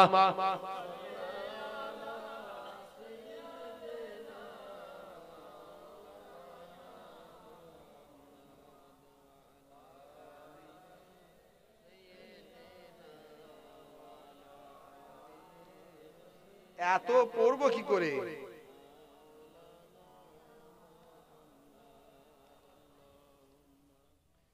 সাল্লে আলা, এগুলো নিয়ে পরে এগুলো মতভেদী মশলা অনেক উনি লিখেছেন। তো যাই হোক, ফোন নাম্বার দেওয়া আছে, পরে ইনশাল্লাহ আলোচনা ফোনে হবে। এগুলো সবাইয়ের মাঝখানে ডিসকাস করাটা ঠিক হবে না, আপনার সঙ্গে আলোচনা আমার পরে ইনশাল্লাহ হবে। তো এগুলো অনেক মতভেদী বিতর্কিত মশলা। তো যাই হোক, এগুলো মাসালার ব্যাপার। আর আমি এখানে আপনাদের কোরআন হাদিসের কথা বলে মানুষকে হেদায়েতের দিকে ডাকতে এসেছি। এখানে বিতর্কিত মশলা মাসাইল বলে বিতর্ক তৈরি করার দরকার নাই। আমি বিতর্ক থেকেও দূরে থাকার চেষ্টা করি। তো যাই হোক, আকীদাগত ব্যাপার আছে, আমার আপনার আকীদাটা ঠিক রাখলেই হবে। আমরা কোন আকীদায় আছি, সহি আকীদায় থাকলেই ব্যাস। কে কি করছে আমাদের অত বিতর্কে যাওয়ার দরকার নাই। তো যাই হোক বাপজি, আমার যুবকেরা, তরুণেরা একটু মাথায় রাখবেন ভালো করে। আমি আপনাদের কাছে যেটা বলতে চাইছিলাম যে আমার আপনার আল্লাহ আপনাকে আমাকে মানুষ করে পয়দা করেছেন, আর সঙ্গে পুস্তিকা দিয়েছেন। সেই পুস্তিকাতে আমার আল্লাহ কোনটা আমার আপনার জন্য ভালো আর কোনটা মন্দ সব লিখে দিয়েছেন। তা আমার রাসূলুল্লাহ বিশ্বনবী, দয়ার নবী, নূর নবী, আখিরি জামানার পয়গম্বর, জগতের শেষ নবী জনাবে মুহাম্মদুর রাসূলুল্লাহ, জোরে পড়ুন সাল্লাল্লাহু আলাইহি ওয়াসাল্লাম, দয়ার নবী আমার আপনাকে আমাকে যা বলেছেন সব কার কথা? জোরে বলেন কার কথা? আর একটু জোরে বলেন আল্লাহর কথা। আমার আল্লাহ কোরআন মাজিদে তাই জানিয়ে দিয়েছেন, হে দুনিয়ার মানুষ শুনে রেখে দাও, আমার নবী নিজের ইচ্ছায় কোনো কথা বলেননি যতক্ষণ না আমি আল্লাহ ওহী দিয়ে না জানিয়ে দিই। মা ইয়ান্তিকু আনিল হাওয়া ইন হুয়া ইল্লা ওয়াহিয়ুন ইউহা। হে তরুণ যুবকেরা, তাহলে মুসলমানের উপর কটা হক? কটা বলেছিলাম? জোরে বলেন। পাঁচটা। প্রথম হলো সালাম, বলেছিলাম না? সালামের জবাব দিতে হবে। ওয়াইয়াদাতিল মারিজ, বিমারি অসুস্থ মানুষকে দেখতে যেতে হবে। তাহলে সালামের মধ্যে বিজ্ঞান বাস্তবতা আছে না নাই?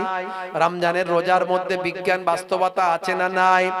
এই নির্জীব কোষ, নিষ্ক্রিয় কোষকে সজীব কোষগুলো খেয়ে নিয়ে আপনার আমার শরীরকে সুস্থ, সতেজ, সবল বানাচ্ছে। এমনকি ক্যান্সারের জীবাণু পর্যন্ত নষ্ট হচ্ছে, শরীর সুস্থ হচ্ছে। এই আবিষ্কার করে, এটা গবেষণা করে জাপানের বিজ্ঞানী ওশিনোরি নোবেল প্রাইজ পেল। নোবেল প্রাইজ, যে নোবেল প্রাইজ আমাদের এই বাংলার জমিনে একজন পেয়েছিল, কি নাম? যারে বলেন, কবিগুরু রবীন্দ্রনাথ ঠাকুর গীতাঞ্জলি লিখে পেয়েছিল না, পায়নি? হে তরুণ যুবকেরা, হে আমার বন্ধুরা, শুনে রেখে দিন বাবা, জেনে রেখে দেন। হে মুসলমান, একটু শুনুন, একটুখানি লক্ষ্য করুন বাপজি। হে তরুণ যুবকেরা, একটু খেয়াল করুন। আমার আপনার নবী, আমার আপনার রাসূল জানিয়ে দিলেন, ওয়াইয়াদাতিল মারিজ, বাবা বিমারি অসুস্থ মানুষকে দেখতে যাওয়া, ওয়াইতিবাইল জানাইজ, জানাজায় অংশ নেওয়া, ওয়াইজাবাতুদ দাওয়াত, দাওয়াত গ্রহণ করা। কেউ আপনাকে আমন্ত্রণ দিল, সেই আমন্ত্রণ গ্রহণ করা। এই সবগুলোর মধ্যে বিজ্ঞান বাস্তবতা আছে। আমি বলতে যাচ্ছি না। শেষটা যেটা বলা হলো, ওয়া তাসমিয়াতিল আতিস, যখন হ্যাজ্জ করবেন, হ্যাজ্জ করলেন বাবা, তাসমিয়া পড়া।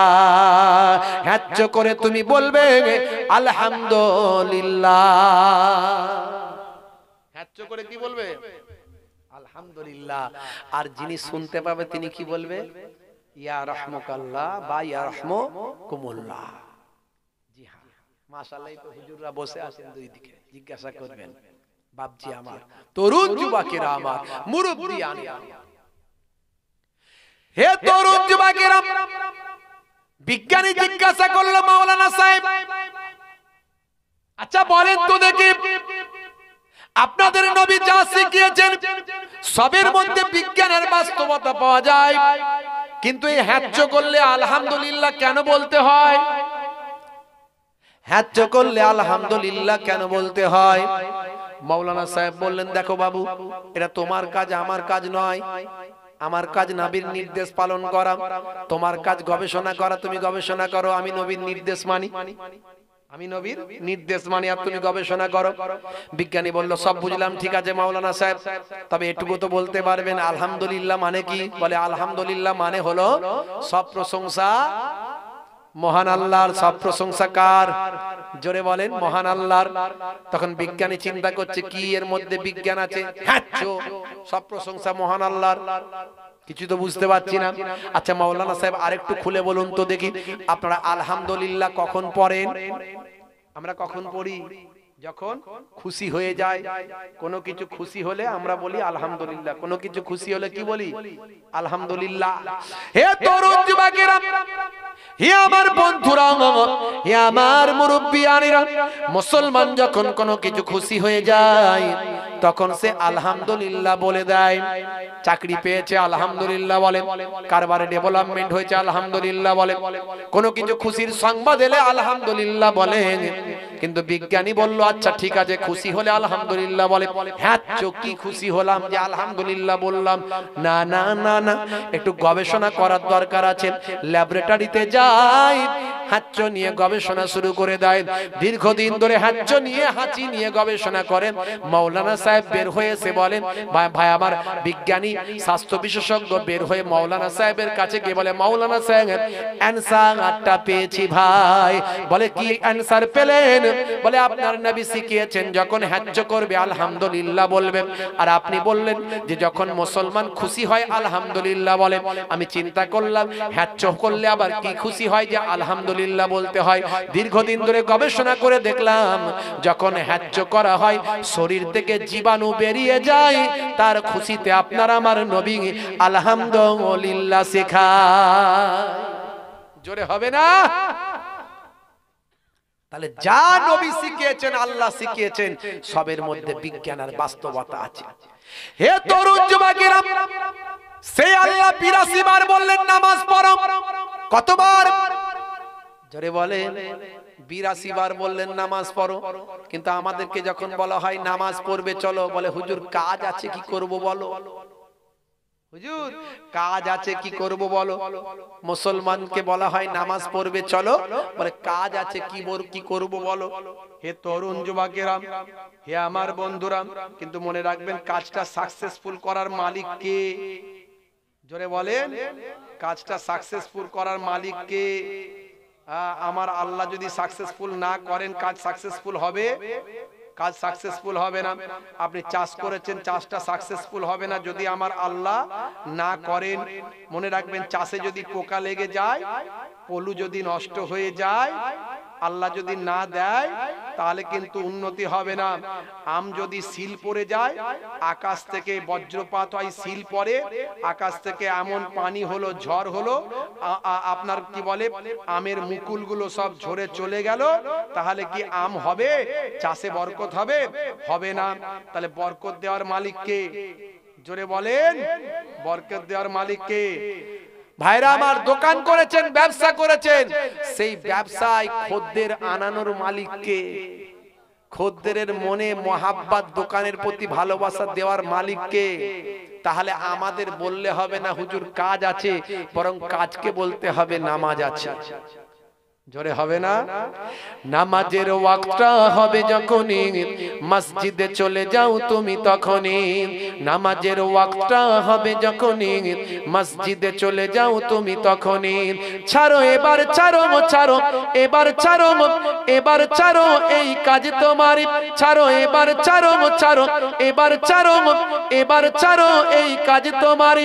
নামাজের ওয়াক্তটা হবে যখনই মসজিদে চলে যাও তুমি তখন। তোমার বাঁচার তোমার মরা লেখেন মোর প্রভু আমারি। নামাজের ওয়াক্তটা হবে যখনই মসজিদে চলে যাও তুমি তখনই। জোরে হবে না? আর জোরে হবে না? ফজরের সময় ঘুমিয়ে থাকি, জোহরে কি দেব কাজে ফাঁকি। ফজরের সময় ঘুমিয়ে থাকি, জোহরে কি দেব কাজে ফাঁকি। রাখো এসব, রাখো রাখো এসব, রাখো এসব, রাখো কথা তোমারই। আসর আর মাগরিব হেলা করি, দোকানার আড্ডাই সময়টা দিই। মরলে তোমাকে যেতে হবে মাটির নিচে ঘর তোমারই। নামাজের ওয়াক্তটা হবে যখনই মসজিদে চলে যাও তুমি তখনই। জোরে হবে না? তাহলে নামাজের সময় হলে আপনাকে মসজিদে যেতে হবে, কোনো বাহানা চলবে না। হে তরুণ যুবকেরা, এবার আসুন কাদের দেখানো পথে নামাজ পড়বেন, কাদের দেখানো পথে আল্লাহর নির্দেশ মানবেন, কাদের দেখানো পথে রাসূলের সুন্নত মানবেন।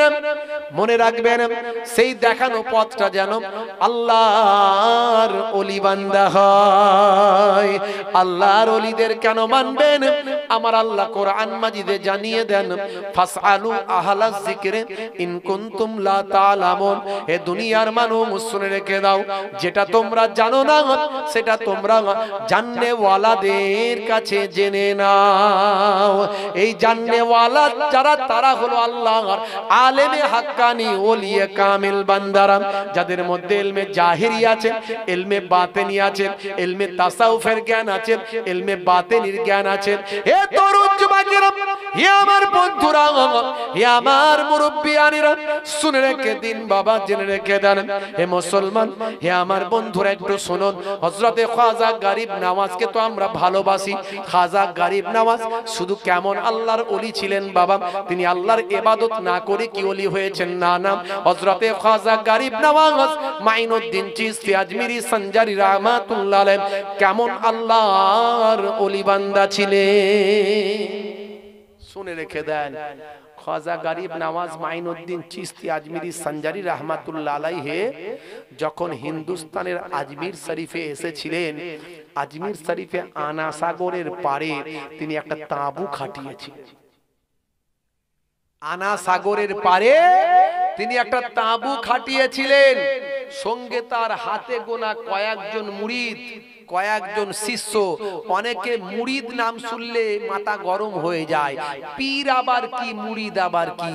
আরে সহজ ভাষায় বুঝে নাও না রে বাবা, পীর মানে মাস্টার, পীর মানে টিচার, মুরিদ মানে ছাত্র। ঝামেলা মিটে গেল।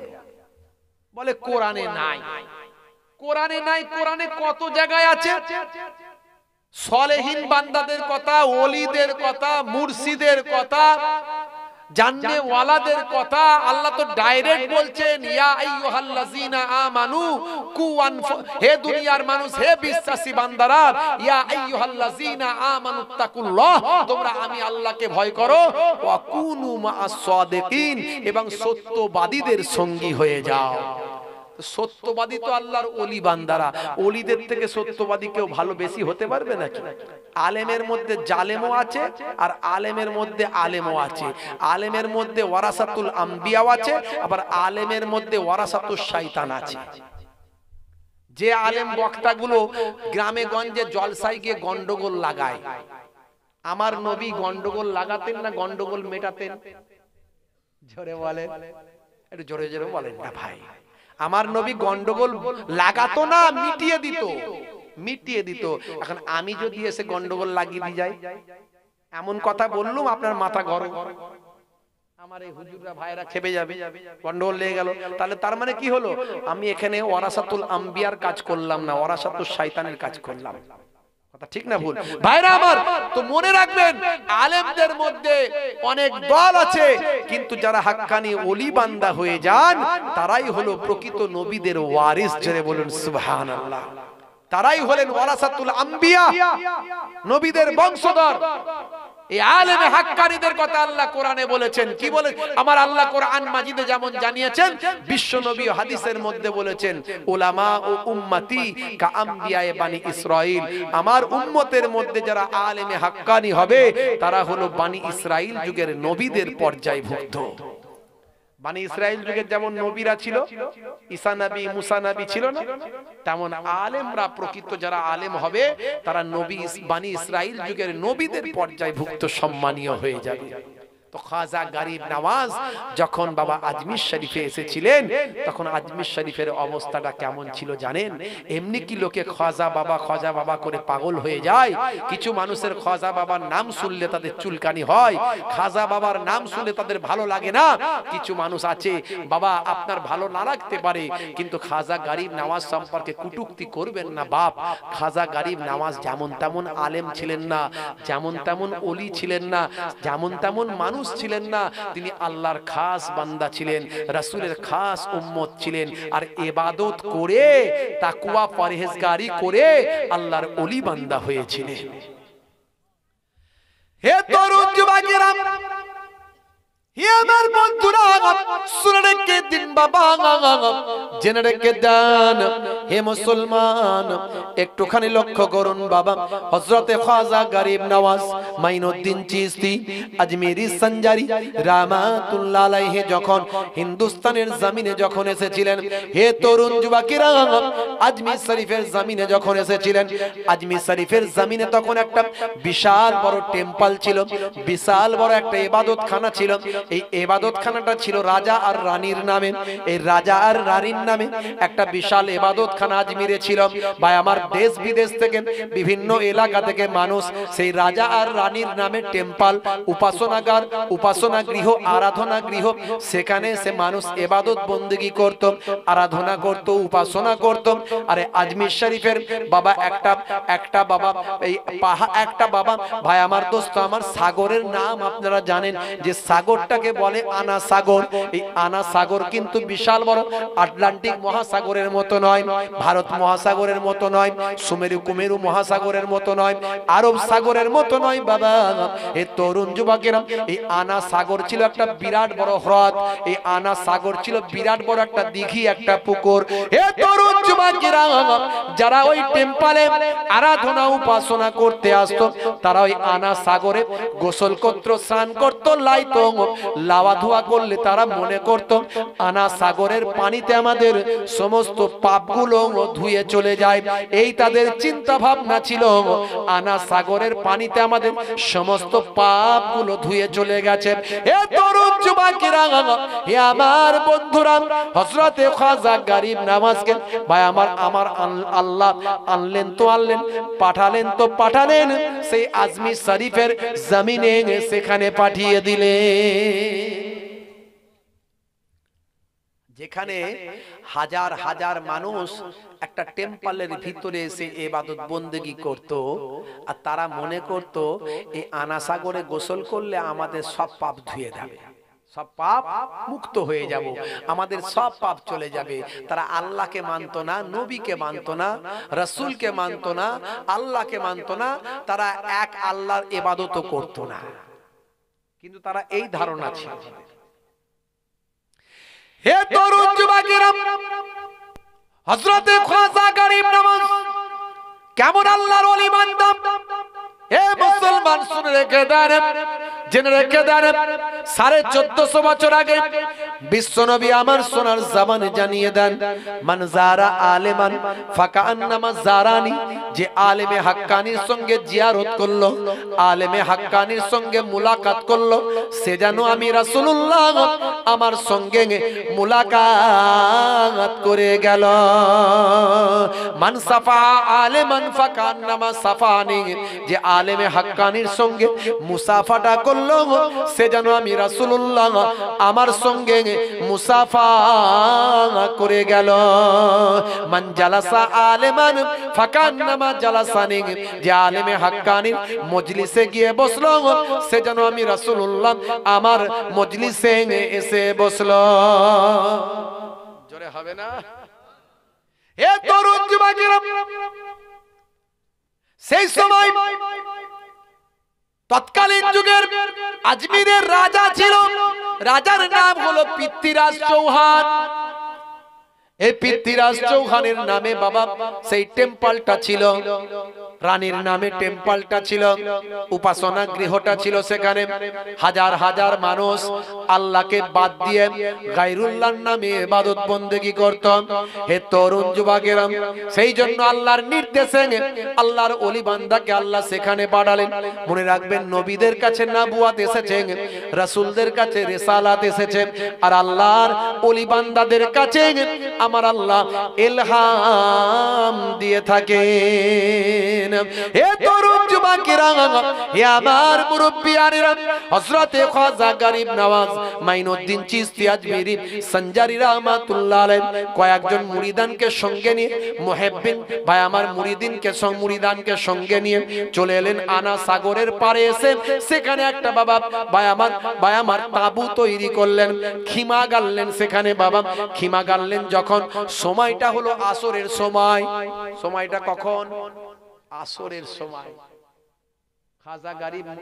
খাজা গরিব নওয়াজ মাইনুদ্দিন চিশতি হুজুর মুরিদকে বলছেন, কুতুবউদ্দিন বাবা আসরের ওয়াক্ত হয়ে গেছে, আসরের সময় হয়ে গেছে, বাবা আজানটা দাও। হযরতে কুতুবউদ্দিন বাবা, কুতুবউদ্দিন তো সাধারণ কুতুবউদ্দিন নয়, পরবর্তীকালে যিনি কুতুবউদ্দিন বখতিয়ার কাকি রাহমাতুল্লাহ আলাইহি হয়েছিলেন। জোরে হবে না বন্ধুরা আমার? হযরতে কুতুবউদ্দিন বখতিয়ার কাকি আজান দিচ্ছেন। আল্লাহু আকবার, আল্লাহু আকবার, আল্লাহু আকবার,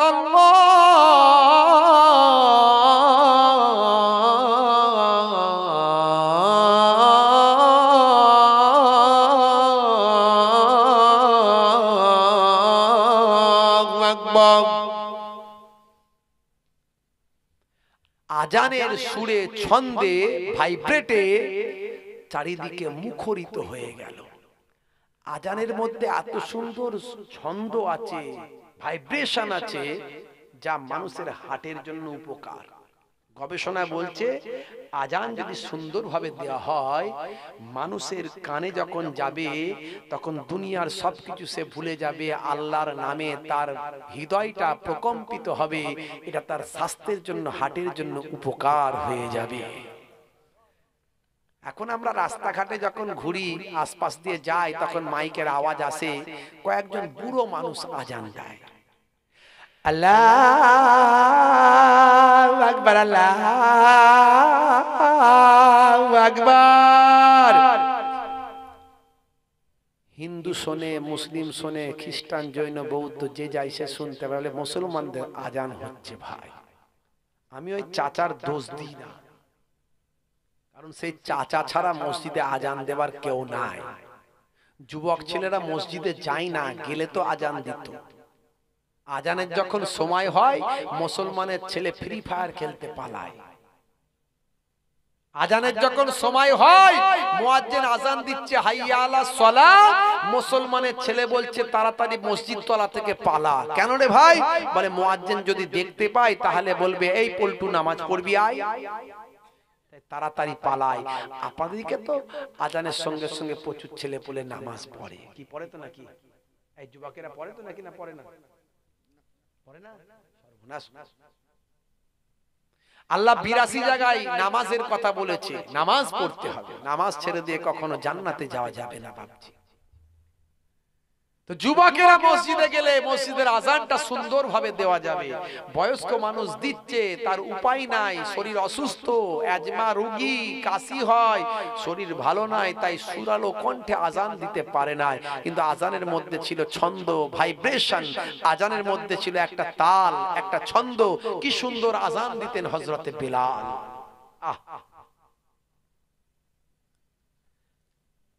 হে তরুণ যুবকেরা, হে আমার বন্ধুরা, হে আমার মুরব্বিয়ানেরা, নামাজ ছেড়ে দেবেন না বাবা। নামাজ ছেড়ে দিয়ে কখনো জান্নাতে যাওয়া যাবে না। যদি আপনি নামাজি হয়ে যান, আমার আল্লাহর কোরআন জানিয়ে দিয়েছেন, ইন্নাস সালাতা তানহা আনিল ফাহশাই ওয়াল মুনকার, নিশ্চয় নামাজ তোমাকে অশ্লীলতা, অন্যায় থেকে দূরে সরিয়ে দেবে। তুমি যখন ৫ ওয়াক্ত নামাজি হয়ে যাবে, তখন তুমি অন্যায় কাজ করতে পারবে না। যখন তুমি নামাজি পরহেজগার হয়ে যাবে, মদের বোতলটা মুখে ঠেকাতে পারবে না। যখন তুমি নামাজি হয়ে যাবে, তুমি একটা মহিলার সঙ্গে খারাপ আচরণ করতে পারবে না। যখন তুমি নামাজি পরহেজগার দাড়িওয়ালা আল্লাহওয়ালা হয়ে যাবে, তখন তুমি জেনা ব্যভিচারে লিপ্ত হতে পারবে না, ইফটিজিং করতে পারবে না। হে মুসলমান, শুনে রেখে দিন বাবা, নামাজ আপনাকে অশ্লীলতা অন্যায় থেকে দূরে সরিয়ে দেবে বাবা, নামাজ ছেড়ে দেবেন না। মুসলমান শুনে রাখুন, আল্লাহর ওলি বান্দারা নামাজ ছেড়ে দিয়ে কখনো ওলি বান্দা হন না। এমন সময় আজান দিতে বললেন হযরতে কুতুবউদ্দিন বখতিয়ার কাকি, তিনি আজানটা দেওয়া শুরু করলেন। সেই আজানের শব্দে বাবা আকাশ বাতাস মুখরিত হলো। হে তরুণ যুবকেরা, আজমির শরীফের ওই টেম্পলের সামনে বাবা, ওই মন্দিরের সামনে, ওই উপাসনা গৃহের সামনে বাবা অসংখ্য খোদা তারা বানিয়ে রেখেছিল। যেমন কাবা ঘরের সামনে 360টা খোদা রাখা হয়েছিল, লাত, হুবালাত, উজ্জা, মানাত বলে নাম দেওয়া হয়েছিল। এখানে তেমন আজমির শরীফের ওই টেম্পলের সামনে বিভিন্ন খোদা রাখা হয়েছিল, স্ট্যাচু করে রাখা হয়েছিল, মূর্তি করে রাখা হয়েছিল। কোনটা বিদ্যার খোদা, কোনটা বুদ্ধির খোদা, কোনটা জ্ঞানের খোদা, কোনটা রুজির খোদা, কোনটা পানির খোদা, কোনটা বায়ামার খাদ্যের খোদা, কোনটা ইলমের খোদা, বিভিন্ন নাম দেওয়া হয়েছিল। হযরতে কুতুবউদ্দিন বখতিয়ার কাকি যখন আজানটা দিলেন, দেবার সঙ্গে সঙ্গে সাধারণ মানুষরা ভাবলো আবার কি কোনো আল্লাহর আগমন ঘটলো, আবার কোন গড, আবার কোন উপাসনার জন্য কাউকে এখানে রাখা হবে নাকি, এটা তার স্লোগান নাকি, এই চিন্তা করে মানুষ ব্যতিব্যস্ত হলো। হে তরুণ যুবকেরা, এদিক ওদিক থেকে যখন মানুষ সেখানে এসে উপস্থিত হয়ে দেখলো কয়েকজন ফাকি মানুষ, কয়েকজন সুফি মানুষ, কয়েকজন দরবেশ মানুষ আনা সাগরের পারে আল্লাহর নামে নামাজে নামাজে দাঁড়িয়ে আছে। কয়েকজন মানুষ আনা সাগরের পারে, কয়েকজন দরবেশ সুফি ফাকি মানুষ তারা নামাজে মশগুল আছে। তারা এসে কিছুক্ষণ ধরে দেখলো, দেখে জিজ্ঞাসা করলো নামাজের পরে, কে বাবা তোমার পরিচয়টা কি? তখন খাজা গরিব নওয়াজ মাইনুদ্দিন চিশতি আজমেরি সঞ্জারি রহমাতুল্লাহ আলাইহি বললেন, বাবা আমি আল্লাহর বান্দা আর রাসূলের গোলাম। জোরে হবে না? বাবা এখানে কেন এসেছেন? কয়েকদিন থাকবো, আল্লাহ আনিয়েছেন তাই এসেছি। কয়েকদিন থাকবো বাবা, আমার আল্লাহ ঠিক জায়গায় ঠিক মানুষকে পাঠিয়েছেন। হে তরুণ যুবকেরা, দেখতে দেখতে মাগরিবের সময় হয়ে গেল। এমন সময় আবার হুজুর বললেন, বাবা কুতুবউদ্দিন আজান দাও। আবার আজান দিলেন। আকাশ বাতাস মুখরিত হয়ে গেল, মানুষের কানে কানে খবর পৌঁছে গেল। আল্লাহর মাহবুব বান্দা কয়েকজনকে নিয়ে নামাজ শুরু করলেন, মাগরিবের সালাতটা আদায় করলেন, নামাজটা আদায় করলেন। হে তরুণ যুবকেরা শুনে রেখে দেন, হে আমার বন্ধুরা জেনে রেখে দেন, বাবা নামাজটা হয়ে গেল। আল্লাহর নেক বান্দা, আল্লাহর মাহবুব বান্দা আল্লাহর জিকিরে ইবাদতে মশগুল হয়ে গেলে। আল্লাহর ওলি বান্দাদের মধ্যে তাকওয়া আছে, পরহেজগারি আছে, খোদাভীরু আছে। শুধু ইবাদত আপনাকে জান্নাতে নিয়ে যেতে পারবে না। ইবাদত যদি ইবাদতের মধ্যে মহব্বত থাকে, মহব্বত ওয়ালা ইবাদত যদি হয়, আল্লাহ এবং রাসূলের মহব্বতে যদি ইবাদত হয়, তবেই সেই ইবাদতটা জান্নাতে নিয়ে যাবে। লোক দেখানো ইবাদত হলে ফাওয়াইলুল লিল মুসাল্লিন, ওই সমস্ত নামাজীরা ধ্বংসপ্রাপ্ত। আল্লাযীনা হুম ইউরাউন, যারা দেখানোর জন্য ওটা করেছে। ওই দেখানো, লোক দেখানো নামাজি, লোক দেখানো আমল, লোক দেখানো ইবাদত আল্লাহর দরবারে কাজে লাগবে না। বাজারে গিয়ে পটলের দাম জিজ্ঞাসা করছে, বাবু পটল কত করে? আর বড় হাইব্রিড তসবি বের করেছে, খাটাখাট গুনছে, খাটাখাট খাটাখাট। বাবা পটল কত করে? বলে 20 টাকা, 20 টাকা, এই 15 টাকা হবে না? খাটাখাট খাটাখাট। তসবিও চালাচ্ছে, পটলের দামও হচ্ছে, তসবিও চালাচ্ছে, আলুর দামও হচ্ছে। ভাই ইঞ্জিন কি ডবল ইঞ্জিন নাকি? আর ইবাদত কি দেখানোর জিনিস? আগা ইবাদত লোককে দেখিয়ে দেখে করার জিনিস, অত সহজ নয়। লোক দেখানো কাজ আল্লাহর দরবারে কবুল হবে না। হে তরুণ যুবকেরা, হে আমার বন্ধুরা, শুনে রেখে দিন বাবা, জেনে রেখে দেন হে মুসলমান, হে আমার বন্ধুরা, বাবা নামাজ ছেড়ে দেবেন না বাবা, রাসূলের সুন্নত ছেড়ে দেবেন না বাবা। আল্লাহর ওলি বান্দারা তারা নামাজ ছেড়ে দেননি, তারা রাসূলের সুন্নত ছেড়ে দেননি, তারা বাবা দ্বীন ভুলে যাননি। আল্লাহর যারা নেক বান্দা হয় তারা রাসূলের সুন্নত মেনে চলেন বাবা। হে তরুণ যুবকেরা, হে আমার মুরব্বিয়ানেরা, শুনে রেখে দিন বাবা, জেনে রেখে দেন, আমাকে আপনাকে আল্লাহ মানুষ মানুষ বানিয়েছেন, সেরা মানুষ হয়ে যান। আল্লাহর ওলিরা কেমন ভাবে ইবাদত বন্দেগী করেছেন, খাজা গরিব নওয়াজের ছোট্ট ঘটনার মাধ্যমে আমি আপনাদের সামনে তুলে ধরব। হে তরুণ যুবকেরা, আল্লাহর ওলি বান্দারা কিভাবে আল্লাহ ওয়ালা হয়েছেন বাবা। আজ থেকে আপনি প্রতিজ্ঞা করুন, রাসূলের সুন্নত অনুযায়ী চলবেন, নামাজ ছেড়ে দেবেন না, ওলিয়া উলিয়াদের ভালোবাসবেন, সুদ খাবেন না, জেনা ব্যভিচার থেকে দূরে থাকবেন, মহিলাদের সম্মান করবেন, মায়ের সেবা করবেন, বাপের সেবা করবেন, ছোটদের স্নেহ করবেন, বড়দের সম্মান করবেন, আলেম ওলামাদের ইজ্জত করবেন। হে তরুণ যুবকেরা, আজ থেকে আর গান বাজনা শুনবেন না, আপনার মোবাইলে গজলের রিংটোনটা লাগিয়ে নেবেন। আজ থেকে আপনি অন্যায় পথে চলবেন না, নেশা মুক্ত জীবন যাপন করবেন। হে তরুণ যুবকেরা, এই সব নির্দেশগুলো আল্লাহ এবং রাসূলের এইভাবে যদি জীবন যাপন করতে পারেন, আল্লাহর ওলিদের দলভুক্ত হয়ে কাল কিয়ামতের দিনে হাসরের ময়দানে উঠবেন। আবু দাউদ শরীফের হাদিসের মধ্যে, সহিহ হাদিসের মধ্যে এসেছে বাবা, আবু দাউদ শরীফের হাদিস, বিশ্বনবী আমার জানিয়ে দেন, মান তাশাব্বাহা বিকাউমিন ফাহুয়া মিনহুম। দুনিয়াতে যে যার সঙ্গী হয়েছে, আখিরাতেও তার আল্লাহ সঙ্গী করে তাদের তুলবে।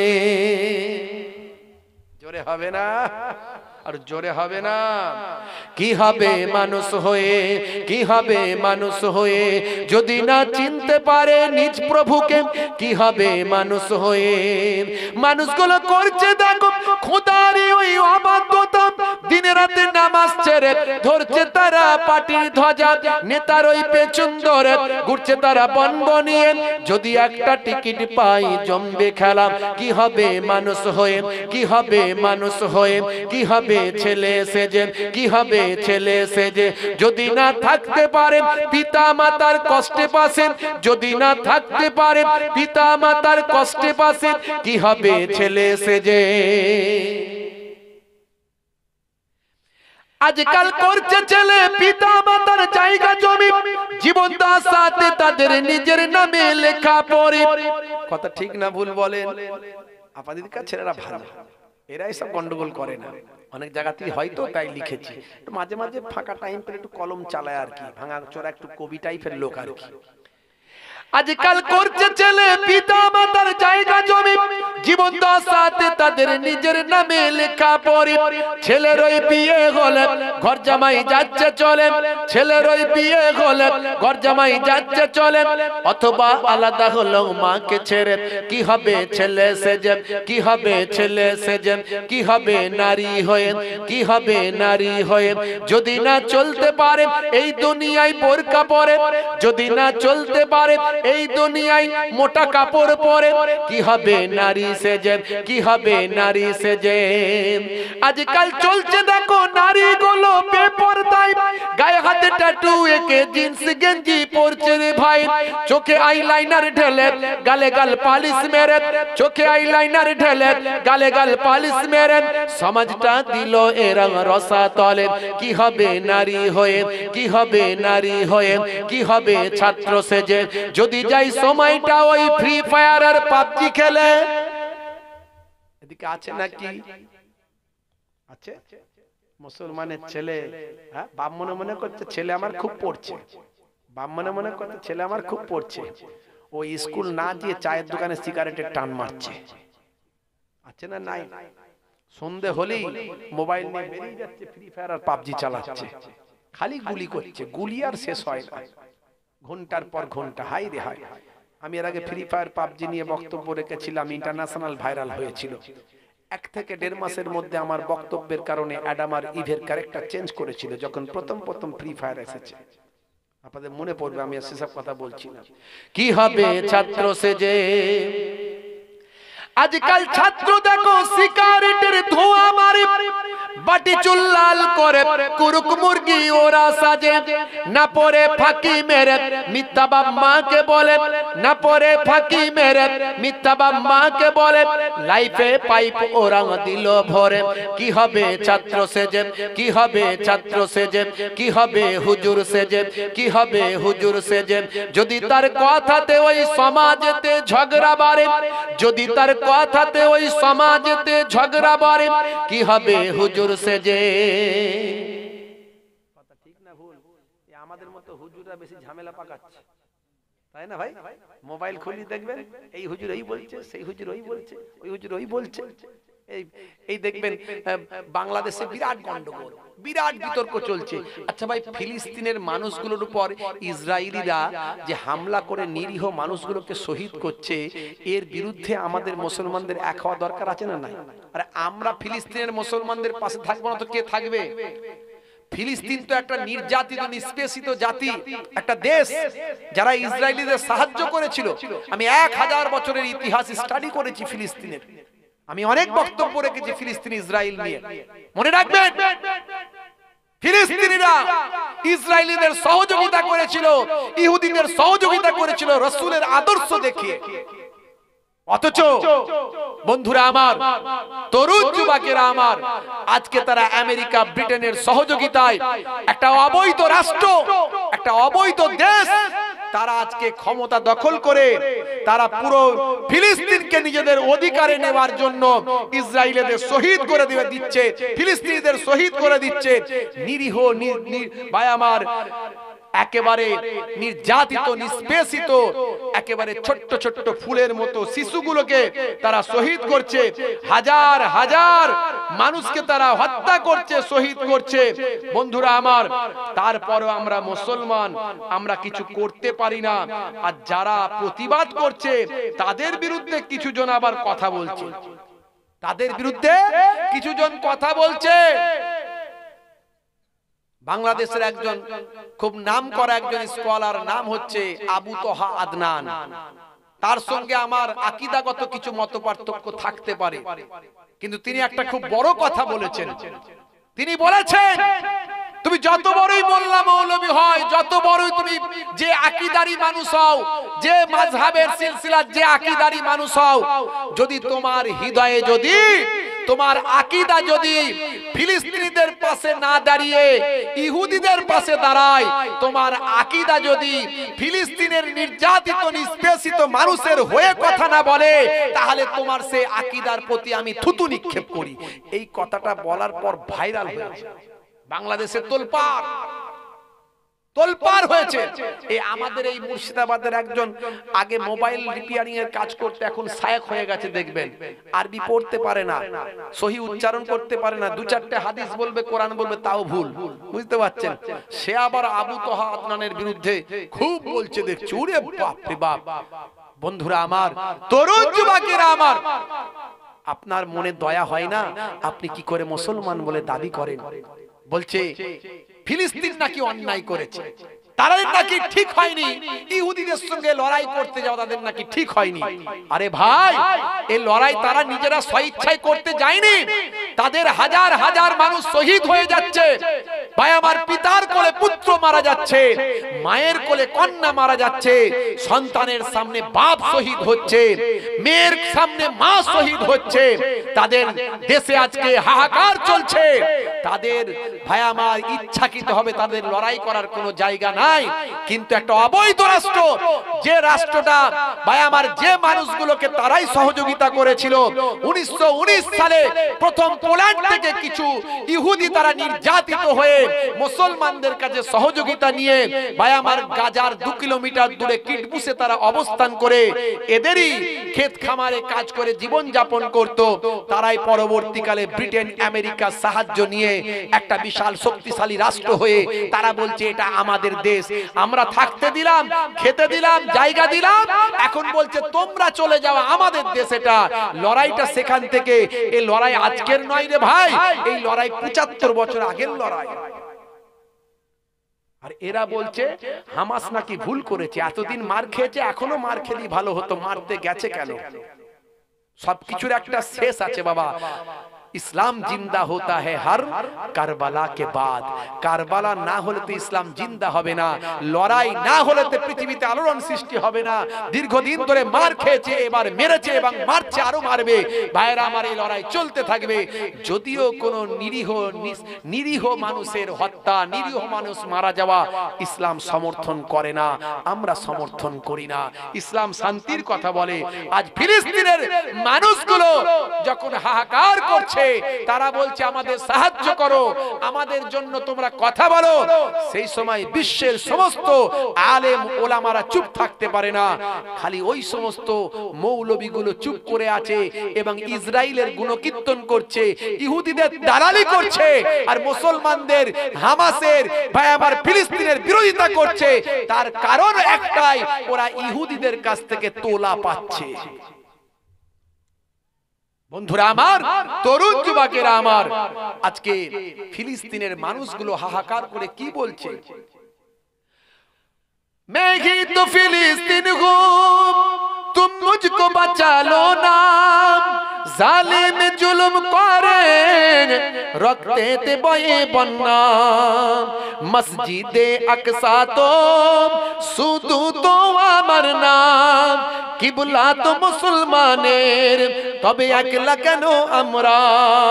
জালিম ইসরাইল বোমা ঘরে ফেলে, ফুলের মতো শিশু পিতার কোলে মরে, মোদের মা বেটিকে 75 বছর ধরে ইজ্জত তাদের লুটে, জালিম যখন চাইবে উঠনা भी तुम्हें होगा, जगना भी तुम्हें होगा, रुकना भी तुम्हें होगा, लड़ना भी तुम्हें होगा। জোরে হবে না? আরে জোরে হবে না? 1948 সালটার আগেতে ইসরায়েল নামে কোন দেশ ছিল না মানচিত্রে, জার্মানি নাৎসিদের কাছে ইহুদিরা মার খেয়ে আসে সরল ফিলিস্তিনে, मस्जिदे अक्सा को कब्जा भी वही ने किया, फिलिस्तीनी को कब्जा भी वही ने किया, मैं ही तो फिलिस्तीन हूँ, तुम मुझको बचा लो ना, जालिम जुल्म करे रखते थे बये बन्ना।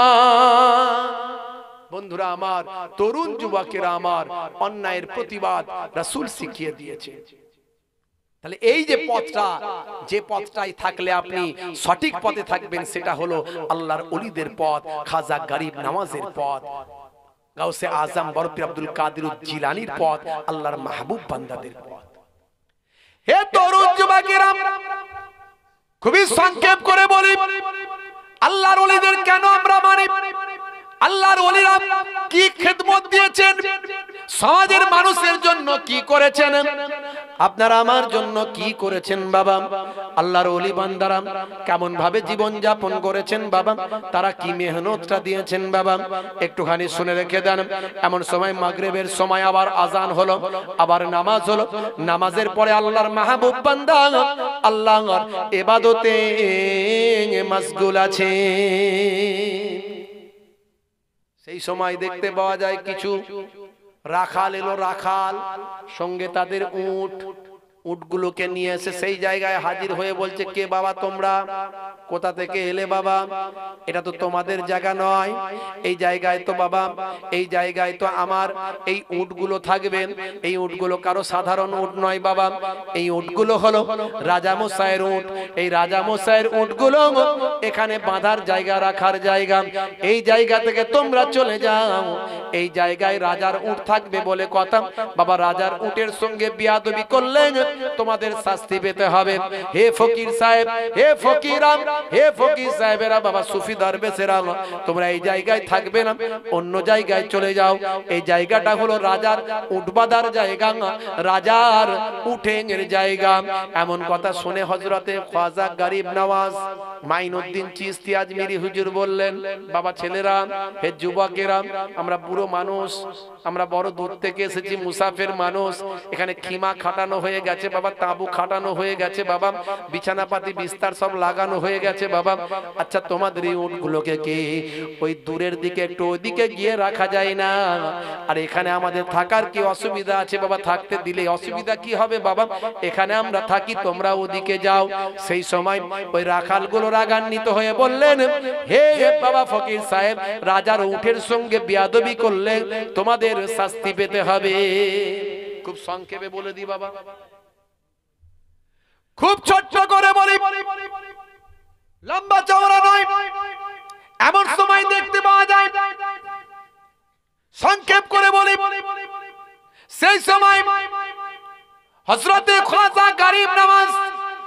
এই শাস্তির কথা শুনলেন, রাজার উঠ বলে কথা, এখান থেকে উঠে না গেলে শাস্তি পেতে হবে।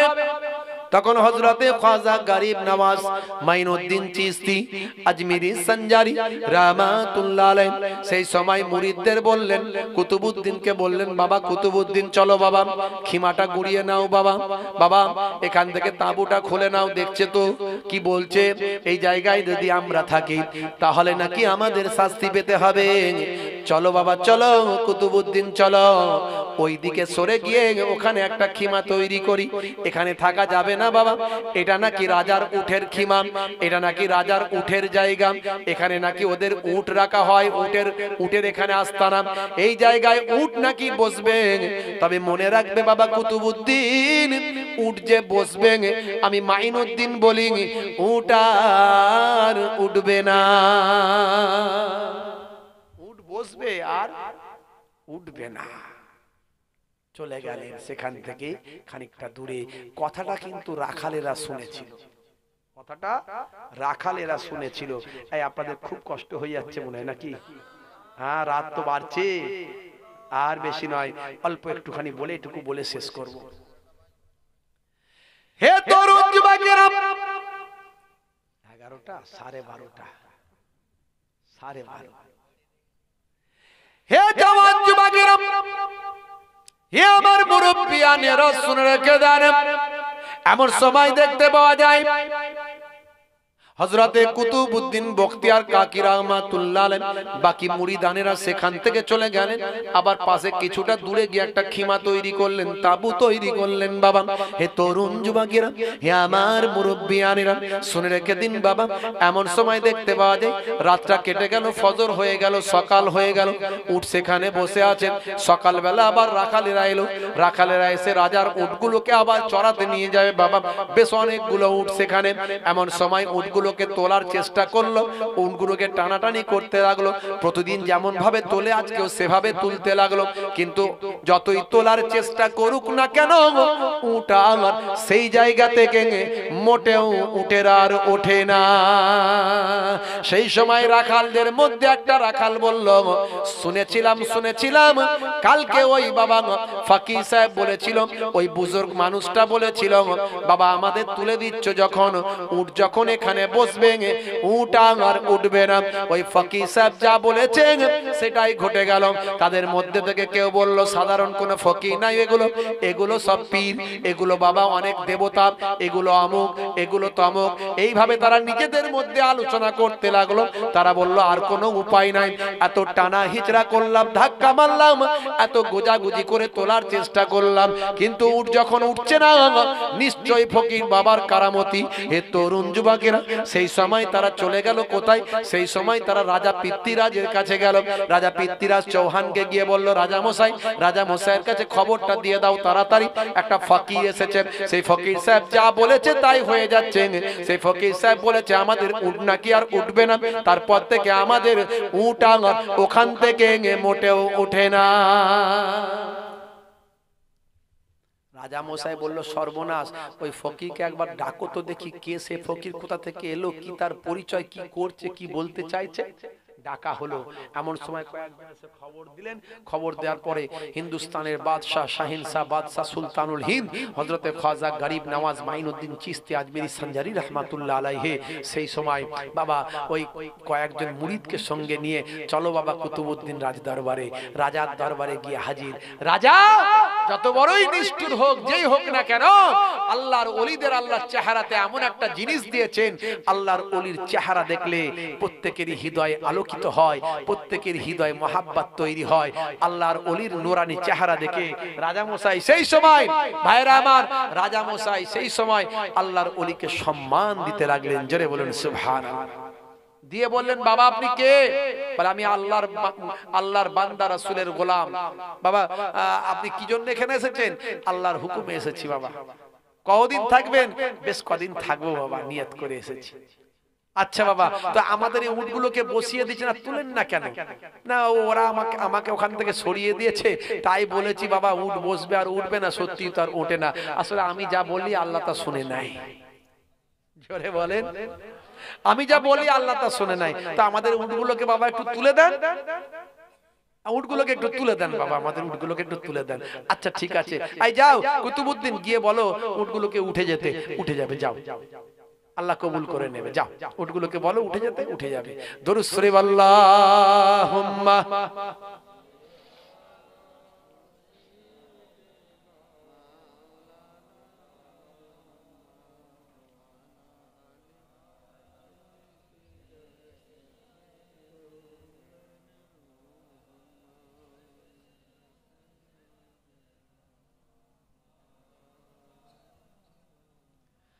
আল্লাহ তোমার কাছে ডাকি বারে বার, করুণা আমার উপর করো গো আবার।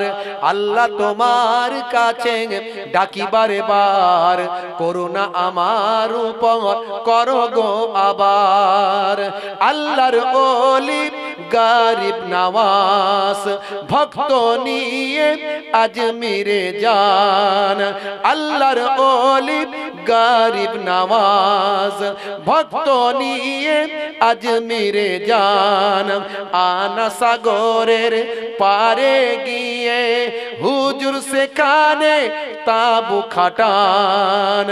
আনা সাগরের পারে গিয়ে হুজুর সেখানে তাবু খাটান। জনতা বলে কি তোমার নাম, জনতা বলে কি তোমার নাম, রাসূলের উম্মত খোদার গোলাম। জোরে হবে না, জোরে হবে না। হে তরুণ যুবকেরা, এমন সময় রাজা মশাই বললেন, আচ্ছা বাবা শুনে রেখে দেন, আমি নাকি শুনলাম আপনি নাকি আপনার ভক্তরা আনা সাগরে গিয়ে হাত মুখ ধুচ্ছে, তার মানে ওযু করছে আনা সাগরে গিয়ে। আপনি নাকি আনা সাগরে নামছেন, আপনার ভক্তরা নাকি আনা সাগরে নামছে। আপনারা তো জানেন আনা সাগরটা আমাদের জন্য কতটা পবিত্র। আমরা আনা সাগরে স্নান করি, আমাদের ভক্তরা শিষ্যরা আনা সাগরে স্নান করে। আনা সাগরে স্নান করলে আমাদের পাপ ক্ষয় হয়। আর আপনারা বিধর্মী মানুষ, কোথা থেকে এসেছেন আর আনা সাগরে গিয়ে আপনারা হাত মুখ ধুচ্ছেন? মনে রাখবেন আমাদের আনা সাগরকে দয়া করে অপবিত্র আপনারা করবেন না, আনা সাগরে নামবেন না, আনা সাগরকে অপবিত্র করবেন না। যদি একান্ত আপনাদের পানির প্রয়োজন হয়, এক বালতি পানি আপনারা তুলে নেবেন, ওই এক বালতি পানি নিয়ে সেখানে ব্যবহার করবেন। পানি শেষ হলে আবার পানি তুলে নেবেন। তবে মনে রাখবেন পানি তুলতে গিয়ে যেন আপনাদের শরীর না ডুবে যায়, কারণ আপনারা বিধর্মী মানুষ।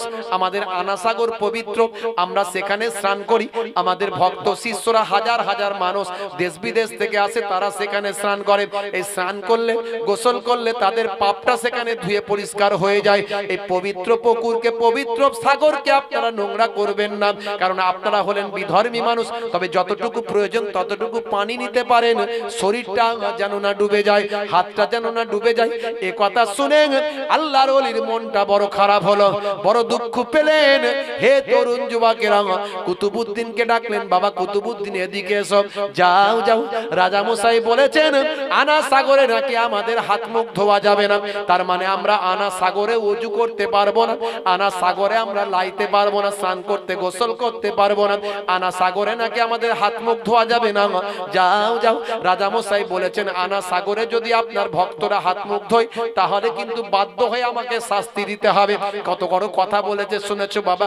কুতুবউদ্দিন শুনে রেখে দাও। বাবা কুতুবউদ্দিন যাও যাও যাও, একটা লোটা বালতি নিয়ে গিয়ে আনা সাগর থেকে পানিটা গিয়ে তুলে নাও। হে তরুণ যুবকেরা, হে আমার বন্ধুরা, শুনে রেখে দিন বাবা, জেনে রেখে দেন।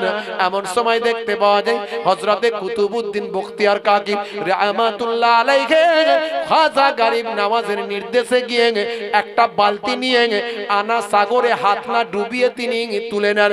এই একটা বালতি যখন আনা সাগর থেকে যখন ডুবিয়ে দিলেন, ডুবিয়ে যখন তুলছেন, একটা ঘূর্ণি ঝড়ের মতো ঝড় হয়ে একটা কুদরতি ক্ষমতা সেখানে কাজ করে।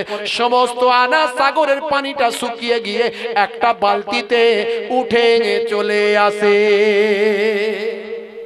জোরে হবে না? আর জোরে হবে না?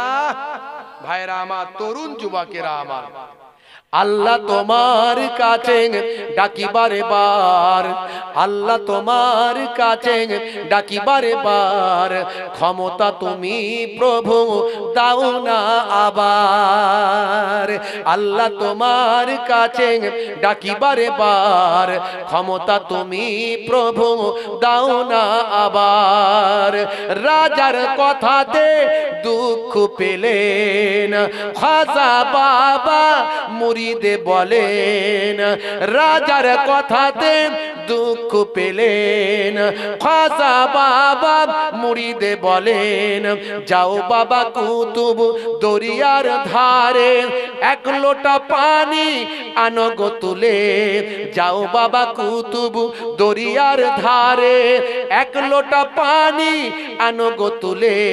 এক লোটা পানিতে দরিয়াটা, এক লোটা পানিতে দরিয়াটা শুকিয়ে হলো পুরো ফাঁকা। জোরে হবে না? আর জোরে হবে না? এক লোটা পানিতে পুরো আনা সাগরটা শুকিয়ে গেল। জোরে হবেন সুবহানাল্লাহ। আল্লাহর ওলিদের আল্লাহ কি ক্ষমতা দিয়েছেন। কারামাত, কারামাতুল আউলিয়া হক, কারামাত আউলিয়া কেরামদের কারামাতটা হলো হক। আল্লাহর ওলিরা কোনো ভয় নাই, কোনো চিন্তা নাই। আল্লাহর ওলিদের কথা আল্লাহ কোরআনে বলেছেন, লা খাউফুন আলাইহিম ওয়ালা হুম ইয়াহজানুন। বন্ধুরা আমার তরুণ যুবকেরা, এই ঘটনা কারা দেখে এট এ টাইম 32,000 মানুষ হযরতে খাজা গরিব নওয়াজের হাতে হাত দিয়ে ঈমান কবুল করলো। 32,000 মানুষ হযরতে খাজা গরিব নওয়াজের কাছে এসে ঈমান কবুল করলো। হে তরুণ যুবকেরা, এই ঘটনা যখন চারিদিকে হাওয়া বাতাসের মতো ছড়াতে শুরু করলো, মানুষ পাগল হতে লাগলো। হিন্দুস্তানের শাহিনশাহ বাদশার খবর চারিদিকে ছড়াতে লাগলো। হায় হায় হায় হায়, কি হলো কি হলো, আমাদের আনা সাগর শুকিয়ে গেল, আমরা কেমন করে সেখানে গিয়ে পবিত্র হব। মানুষ অস্থির হয়ে পড়ল, কি করে শুকালো, কি করে শুকালো। একজন ফকির এসেছে, একজন পীর এসেছে, একজন বাবা আল্লাহর ওলি এসেছেন, একজন দরবেশ এসেছেন। এই খবর শুনে মানুষ দরবেশের শিষ্য হতে লাগলো, খাজা গরিব নওয়াজের ভক্ত মুরিদ হতে লাগলো। হে তরুণ যুবকেরা, ওই টেম্পলের পণ্ডিতেরা চিন্তা করলো, সর্বনাশ, এইভাবে যদি আর কয়েকদিন যায় তাহলে টেম্পলে আর আসার লোক কেউ থাকবে না। আর এইভাবে কয়েকদিন যদি যায় তাহলে আমাদের ভক্ত শিষ্য আর কেউ থাকবে না। তাড়াতাড়ি ওই টেম্পলের পণ্ডিতেরা চলে গেল রাজা মশাইয়ের কাছে। রাজা মশাই, তাড়াতাড়ি ব্যবস্থা করুন, আর কিছুদিন পর আপনাকে আর লোকে রাজা মানবে না, ওই ফকির সাহেবকে সবাই রাজা বানিয়ে দেবেন। তাড়াতাড়ি, সময় দেরি করবেন না। হাজার হাজার মানুষ তার ভক্ত শিষ্য হয়ে যায়। আনাসাগর শুকিয়ে গেছে, আপনি জানেন আনাসাগরের পানিটা ওই ফকির, ওই বাবা দরবেশ তার লুটার মধ্যে, বাবা বালতির মধ্যে এক বালতিতে ফুরিয়ে দিয়েছেন। এমন খবর পেয়ে রাজা মশাই বিচলিত হয়ে গেল। চিন্তা করলো, তাই যদি হয় ওই মানুষকে তাহলে যুদ্ধ করে আমি ধ্বংস করতে পারবো না, সৈন্য দিয়ে কাজ হবে না।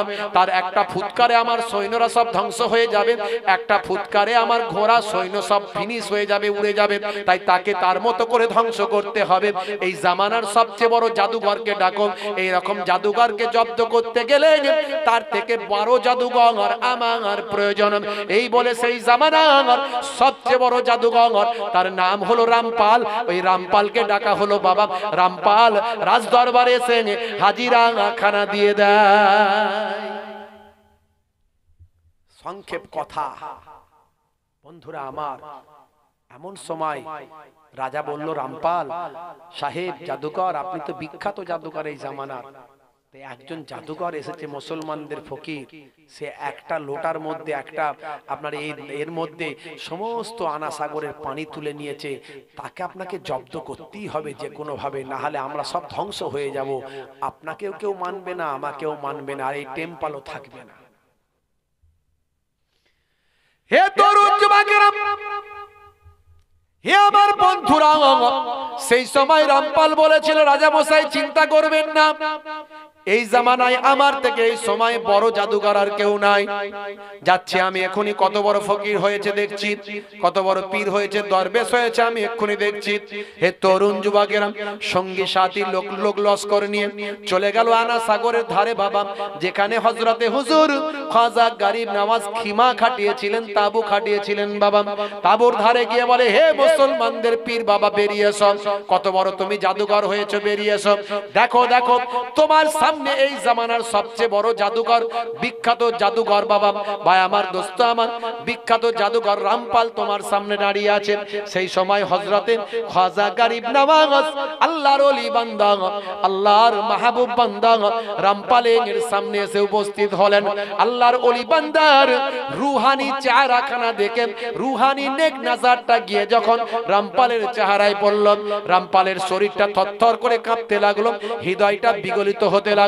সেই সময় রামপাল অনেক কষ্ট করে বলল, বলো তো দেখি বাবা পীর সাহেব, তোমাকে আমার হাত থেকে কে রক্ষা করে? আমি এই জামানার সবচেয়ে বড় জাদুকর, আমার কাছ থেকে তোমাকে কে বাঁচাতে পারে? হে তরুণ যুবকেরা, হে আমার বন্ধুরা, শুনে রেখে দিন বাবা, জেনে রেখে দেন, হযরতে খাজা গরিব নওয়াজ বেলায়েতি চেহারাখানা নিয়ে সেই সময় বলেছিলেন, বাবা রামপাল, তুমি যত বড়ই জাদুকর হও না কেন, তোমার হাত থেকে আমার আল্লাহ আমাকে রক্ষা করবেন। এই কথা শোনার সঙ্গে সঙ্গে রামপালের হৃদয়টা থরথর করে কাঁপতে লাগলো। এতক্ষণ বাঘের মতো মূর্তি ছিল, এখন বিড়ালের মতো হয়ে গেল।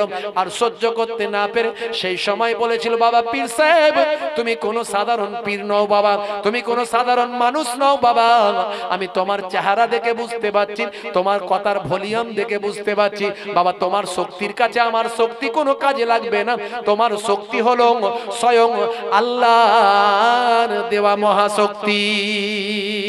বাবা পড়িয়ে দাও, পড়িয়ে দাও, আল্লাহর নামের কালেমা পড়িয়ে দাও। মহাবাণী মহাকালেমা পড়ে রামপাল ঈমান কবুল করে। জোরে হবে না? আরে জোরে হবে না? এসেছিল খাজা গরিব নওয়াজকে ধ্বংস করতে, নিজেই হয়ে গেল খাজা গরিব নওয়াজের শিষ্য। এই খবর ছড়াতে ছড়াতে অল্প কয়েক দিনের মধ্যে দেখা গেল 90 লাখ মানুষ হযরতে খাজা গরিব নওয়াজের হাতে হাত দিয়ে ঈমান কবুল করে নিল। আরে জোরে হবে না? তাহলে যারা বলে ওলি আবার কি, পীর আবার কি, তাদের বলবেন, বাবা হিন্দুস্তানের জমিনে যদি খাজা গরিব নওয়াজ না আসতো, তাহলে হিন্দুস্তানের মানুষগুলো কেমন করে দিন পেত, ইসলাম পেত। আল্লাহর ওলিরা যা একটা কথা বলে দিয়েছে, আল্লাহর আরশে সেটা কবুল হয়ে গেছে। বন্ধুরা আমার, তাই আমাদের চলতে হবে আল্লাহর ওলিদের দেখানো পথে। এখন অনেক দলমত আসবে আখেরি জামানায়, অনেক কিতাব পত্র তারা বের করবে, ব্যাখ্যা ভুল করবে, পড়বে ঠিক, মানে করবে আলাদা, পড়বে ঠিক, ব্যাখ্যা করবে আলাদা।